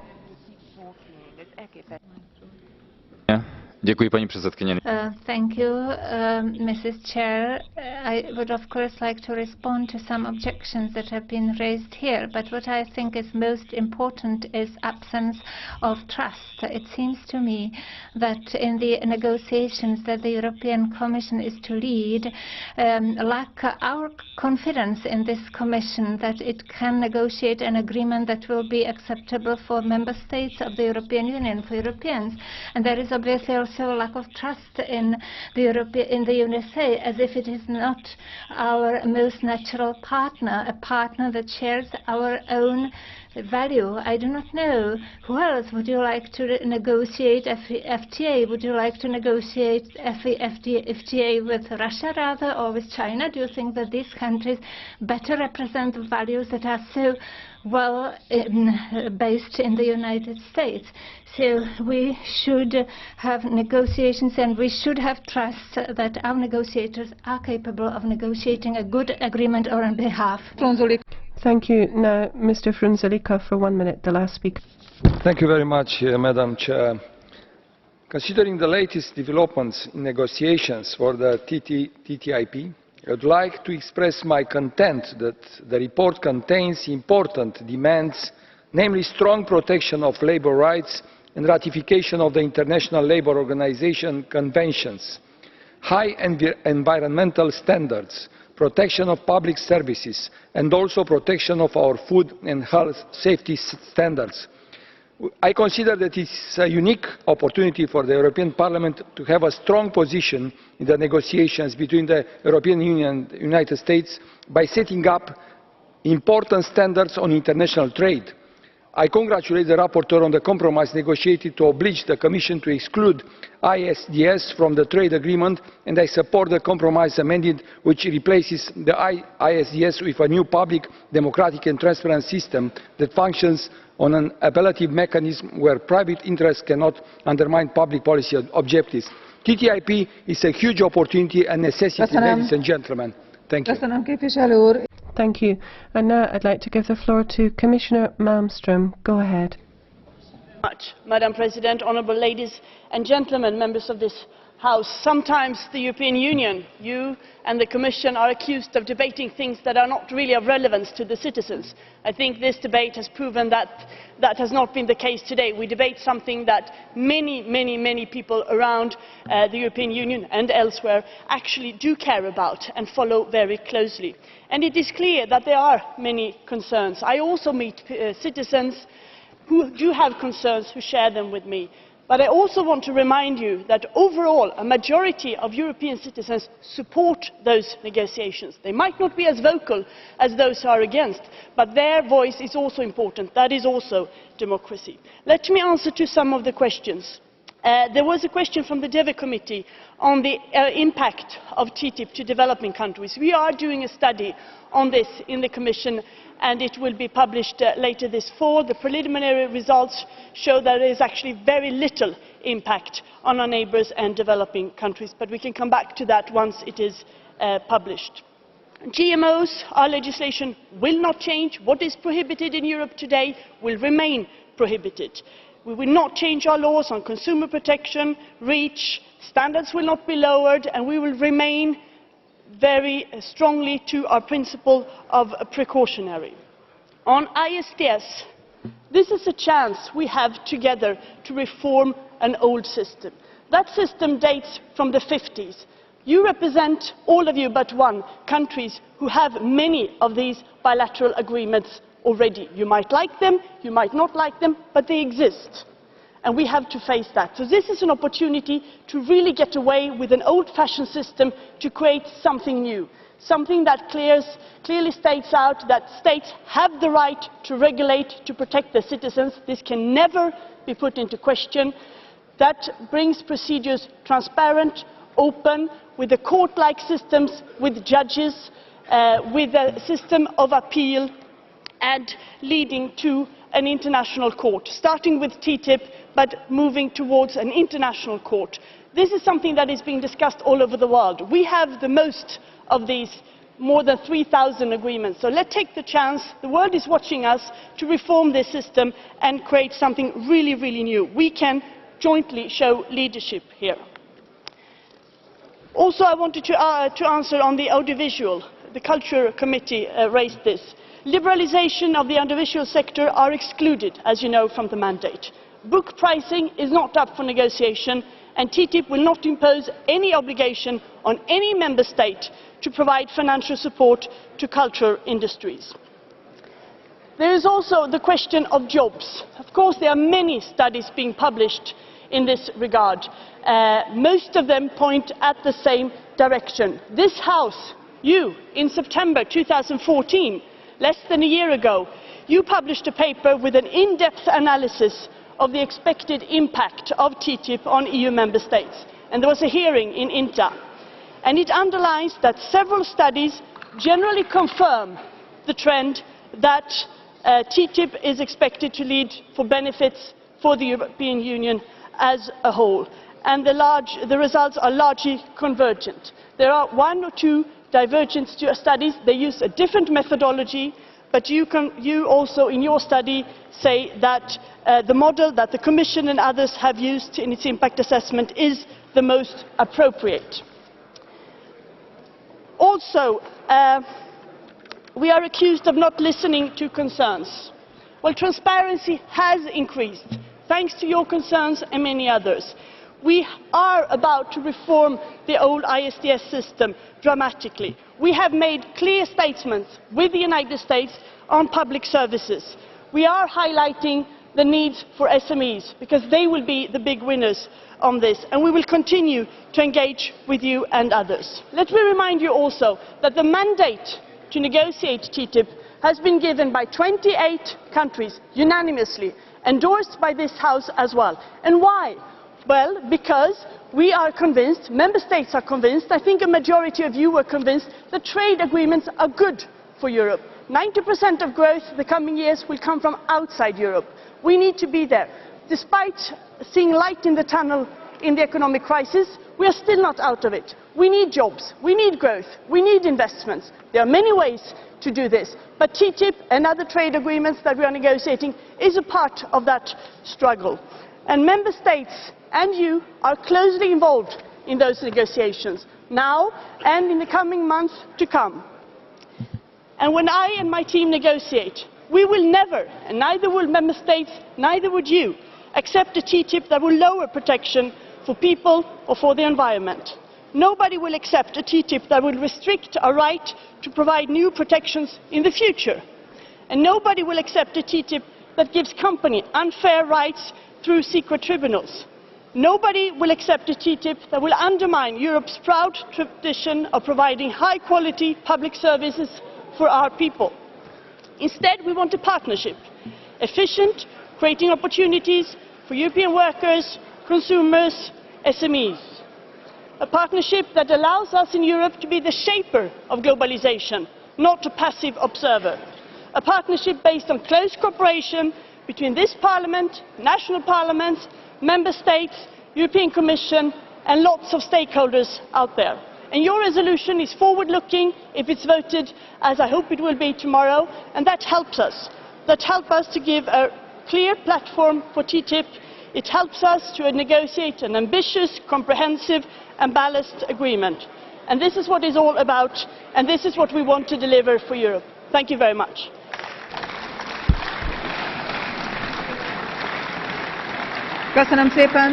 Thank you very much. And I'd like to apologise to the Commissioner that there was so much background noise because, you know, we're about to vote in a few moments. I'd like to ask colleagues to wait patiently because I would like to give the floor to the rapporteur, Mr. Lange, to conclude the debate. In 3 minutes.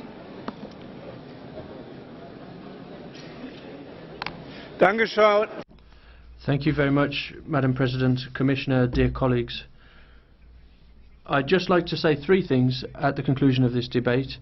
Firstly, the resolution is not a resolution on ISDS. There are a broad range of subjects which are dealt with in the resolution which correspond to European values that we want to see implemented through a trade agreement. So please look at the resolution. It contains a broad series of things relating to cultural diversity, on services, on data protection and on employees' rights. ISDS, colleagues, seems to have become a symbol here, and I would ask those who are very critical to perhaps look at things, at how things have developed.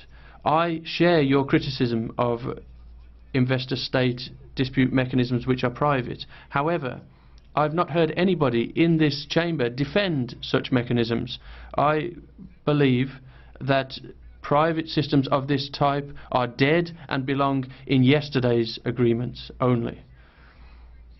For that reason, we need to ensure that in TTIP, but in the many other existing trade agreements with other countries, we have to ensure that we come to the right agreements with our partners. And we need to make progress on a new agreement which respects our principles, and that is going to require a lot of strength. I've heard a lot of fears expressed, which have been expressed in different ways, because no one really knows what's going to come out of this at the end of the day. And today we've discussed the elements relating to these fears and trying to make sure they don't come to fruition. And I think this is not a mistake, this debate today. It's actually setting out a very clear mandate for the Commission on what kind of text we want and what kind of red lines we have in order to accept this text or not. So, dear colleagues, we have to ensure that there are improvements brought to this text through our work, particularly when it comes to the rights of employees. And if the agreement at the end of the day is bad, we will reject it. If it's good, then we will vote in favour. So, dear colleagues, I've worked a great deal on this. 14 committees have submitted their opinions. Many colleagues have tabled amendments. I would like us to send out a very strong signal together. I know that it's impossible for 100% of people to be satisfied with a compromise. But if we take our institutional work seriously, colleagues, here in this Parliament, then it is important to come to a common compromise that we can vote in favour of together tomorrow. Thank you.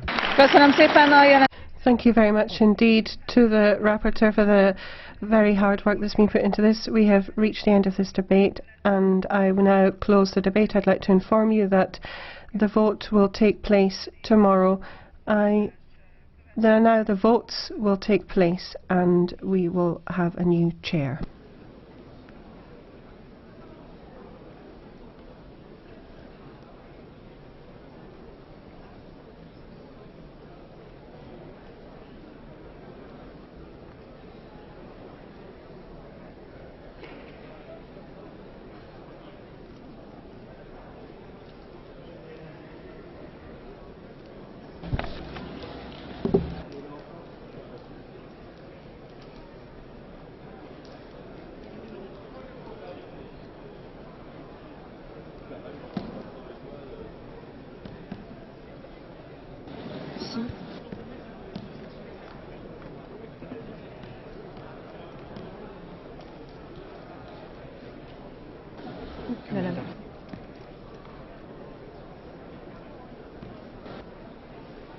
Monsieur Kamal, vous avez la parole. Mr. Kamal, you have the floor. Thank you very much, Madam President. I wonder if, just before we start the votes, I could just raise a point of order or information or a point of remembrance. Today, we commemorate the 10th anniversary of the 7/7 terror attacks in London.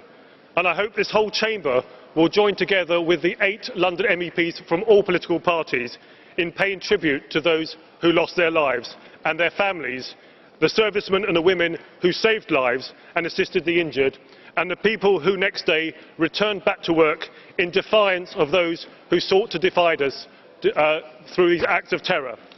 Today, I hope this chamber will agree that we stand here united and resolute in defending pluralism, diversity and freedom, and we stand shoulder to shoulder with the people of London to show that these terrorists who seek to undermine us, that they will never allow their fare to win through, and that we will walk together with the people of London. Thank you.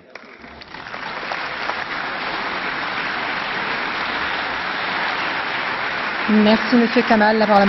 Thank you, Mr. Kamal. Ms. Wilmot. Madam President, as Kamal says, 10 years ago we had the 7/7 attacks in London. 52 people were murdered and over 700 casualties. And these weren't just citizens of the UK. These were citizens of Europe and beyond. And it's really important in these troubled times to take a moment to remember all those affected by this and other atrocities, and to reflect on our common values that will continue to unite us.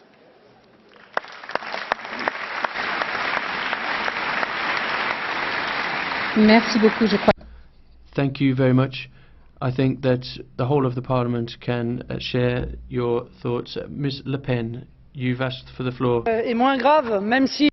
Madam President, my subject is less serious, but it is important for this Parliament to respect principles, particularly when it pretends to give lessons in democracy. All of the presidents of this group in the hemicycle, you have rejected the rights of the ENF group. You've rejected a signal of democracy. Once again, you've demonstrated your contempt for the will of the people who voted for us, and you get no benefit, in fact, from this meanness in this chamber.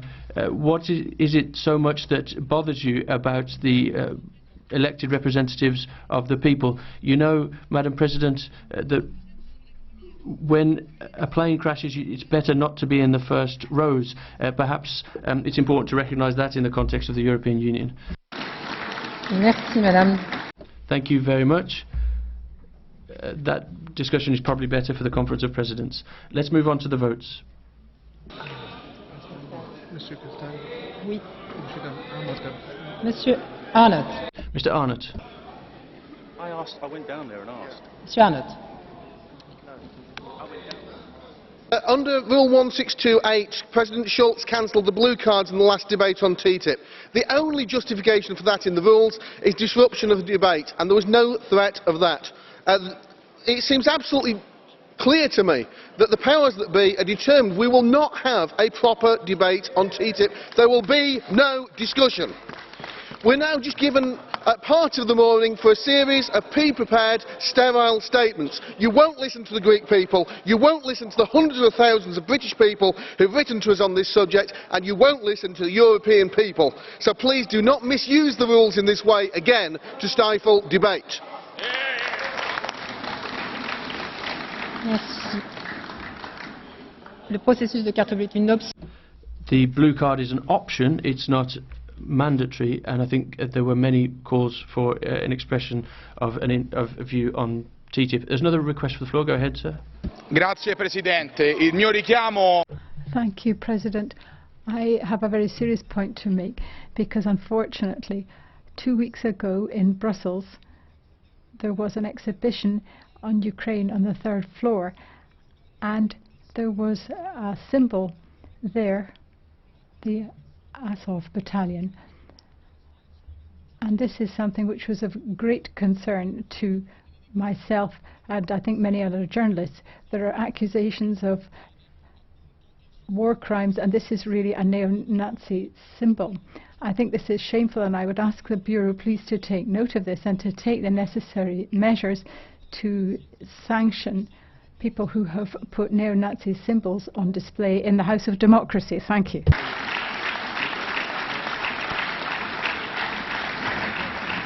Merci de cette précision, monsieur. Thank you very much. Last point of order, Mr. Button. Thank you very much. Thank you very much, Madam President. I had hoped to speak at the beginning of the session, but Mr. Kamal preempted what I was going to speak about. But let me return to that subject because I'm speaking under precedence.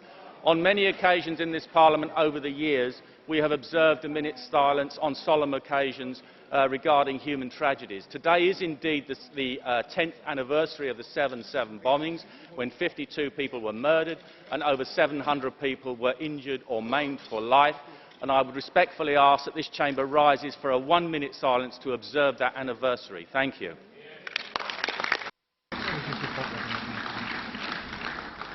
Monsieur Brock. Mr. Brock. Präsidentin.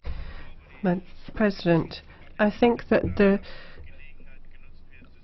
point of order, the point of a point of order is not to give systematic political statements. And if there's one thing that I might say, the gentleman who complained about not having any speaking time should get more influence within his group so that he can get put on the speaker groups, because in fact it's up to the groups to put together the speaking list as well. And the second example, Russians are not being persecuted in Ukraine, but Russians are in Ukraine to wage war, and that point has to be made too. Merci. Comme indiqué tout à... Thank you very much. As mentioned earlier on, we all associate our views with the victims of the attacks in London. I think we should move on to voting now. Nomination of a member of the Court of Auditors. Mr. Soltes, you want the floor? Monsieur Scholz. Thank you, Mr. President. Dear colleagues, the Budgetary Control Committee has evaluated the credential of Bettina Michelle Jacobsen, the Council's nominee for membership of the Court of Auditors, and then heard Ms. Jacobsen at the committee's meeting of 17th of June. Ms. Jacobsen's career and her professional background as auditor, including serving as Assistant Auditor General of Denmark since 2005, are truly excellent. They demonstrate her technical competence, her professional commitment and her full independence. These are all qualities which I believe should become the standards for the nominees. Apart from that, with our positive vote, Bettina Jacobsen will be only the 5th female member of the European Court of Auditors in its current composition. That means that also member states need to make further strong efforts to reach a more gender-balanced institution. Ms Jacobsen, hearing the Cont Committee, demonstrated her commitment to good cooperation between the European Court of Auditors and the European Parliament in general, and with Cont in particular. This cooperation must be based on the mutual respect and understanding on the importance of the effective European Union spending and policy management. At this opportunity, allow me to highlight that I fully support the initiative to update the questionnaire, which is addressed to nominees to ensure an even more comprehensive insight into nominees' careers, independence and possible conflict of interest. At CONT, we fully support the European Court of Auditors' ambitions to increase its focus on performance and value of money audits and to work more closely with the European Parliament and other stakeholders when establishing its work programme to help ensure the relevance of its work. As a former Auditor General myself, and it's with deep respect to Ms Jacobsen's professional background and with the full support for her candidacy shown by the Budget Control Committee that I ask this House to follow the Cont's recommendation and vote yes for Ms Bettina Michael Jacobsen as the new Danish member of the European Court of Auditors. Thank you. Merci. Nous passons. Thank you very much. This is a single vote, secret vote. The vote is open.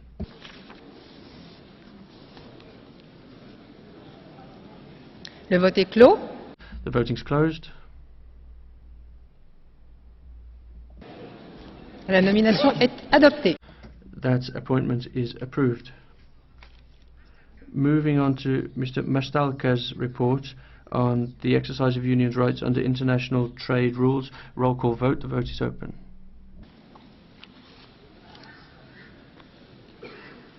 Le vote est clos. Voting is closed. That is adopted. Rapport de Monsieur Mastalka. Mr. Mastalka's report again, protection against injurious pricing of vessels. This is a single vote, roll call vote. The vote is open. Le vote est clos. The vote is closed. That's carried. Moving on to Mr. Ferreira's report, fishing opportunities in EU waters for fishing vessels flying the flag of Venezuela off the French Guiana coast. Mr. Ferreira, do you wish to take the floor? Non. Il s'agit. No? Si. Allez-y, monsieur. Yes, go ahead. Thank you very much, Madam President. For several years now, vessels flying the flag of Venezuela have been fishing off the coast of French Guiana for mutual benefit. This is an essential activity for the creation of jobs and to strengthen the economy in French Guiana. What's happening now is we're trying to give more appropriate framework to that activity. If it weren't for the unnecessary institutional conflict which was brought up by Council, this issue could have been solved a long time ago. However, now that conflict has been resolved, what we're proposing now is that as soon as possible we approve this recommendation. We should also note that the Bolivarian Republic of Venezuela has respected all of the commitments set out in this agreement, particularly regarding target species, vessel localization techniques, onboard catch techniques and all of the other regulations in place in the European Union. So I think that we should approve this recommendation straight away. Thank you. Merci. Nous passons au vote. Thank you very much. Moving on to the single vote by roll call vote. The vote is open.